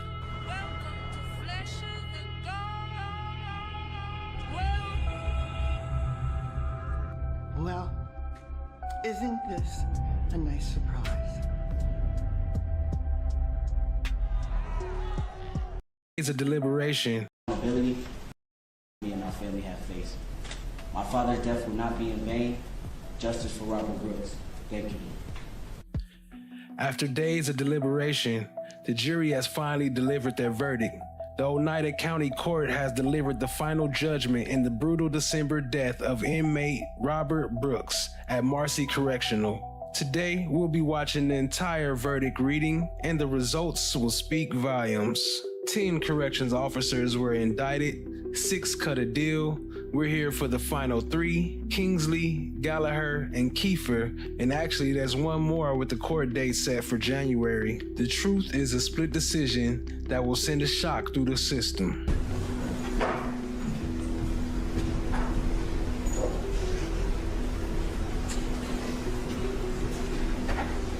Good morning and welcome back, ladies and gentlemen. I'm now seeing your vote.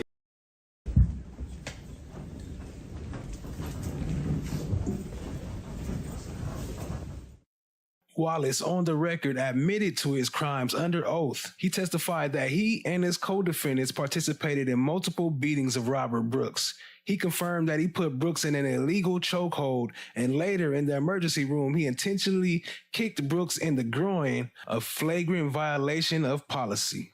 The judge handed him down a penalty of 15 years in state prison, plus 5 years of post-release supervision for manslaughter in the first degree. Wallace and Kingsley are now behind bars, but the question remains, are the officers who walked free truly innocent? We all know the system is rigged. You heard the family's pain, you saw the split verdicts, but here's the most damning truth of all, straight from the prosecutor's mouth. felt that they were not going to plead to anything. And at this point, they've been successful. Where do you think your prosecution's case wasn't successful on those two defendants? I have zero regrets about the prosecution's case. I had an incredible team. This is a victory for accountability, but it's a painful, imperfect verdict. The fight for true reform, for a system where people who go to prison don't come out in body bags, continues. And of course, we'll stay tapped in and on top of this story here at FOTG. We will keep you updated with Kingsley's sentencing in December, and we'll be here for the final officer's case heard in January. The fight for the full story. Yeah, that's just a little sample. You could go to the channel. That's called Officers Walk Free. 2 Walk Free, Officers Guilty, something like that on my channel. It's right there. I can't see because it's clipped off. The jury walked in with the video of murder and walked out with the conviction for one man. The defense successfully sold the idea that 2 men were just part of the chaos, not the predators. This is a high-stakes game of legal narrative, fam. The acquittals were won right here in the courtroom, not on the crime scene.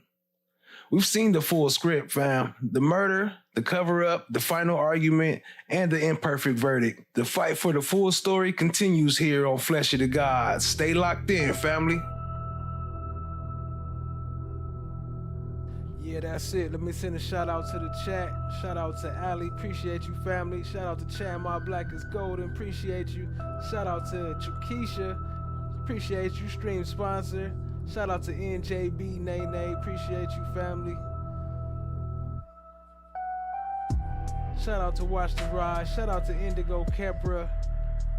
Shout out to everybody who showed up. Appreciate y'all. Miss D56, Lady L. Appreciate y'all, family. Shout out to y'all. Appreciate everybody.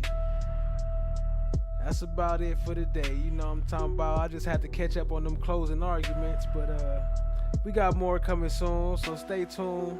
Make sure you hit that like, hit that subscribe, tap in, share with a friend. You know what I'm talking about. And until next time, family, y'all stay blessed out there. See you next time. Check us out on Kick, maybe tonight. Go and follow us on Kick.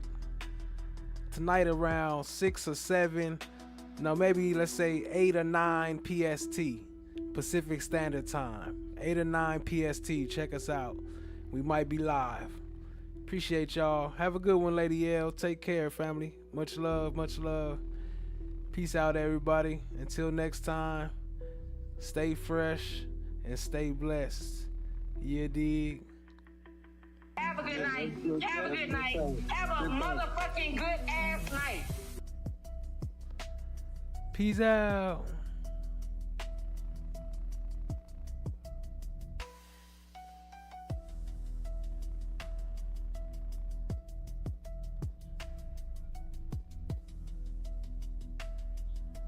The heck is up with my outro, yo? Hold on. Here we go.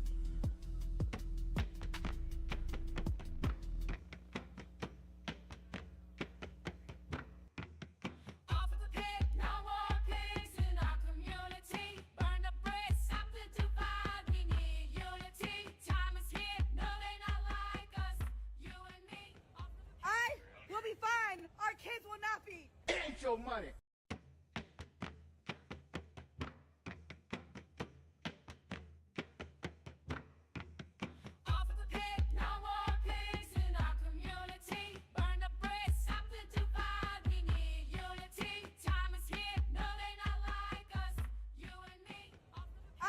We'll be fine. Our kids will not be. Ain't your money.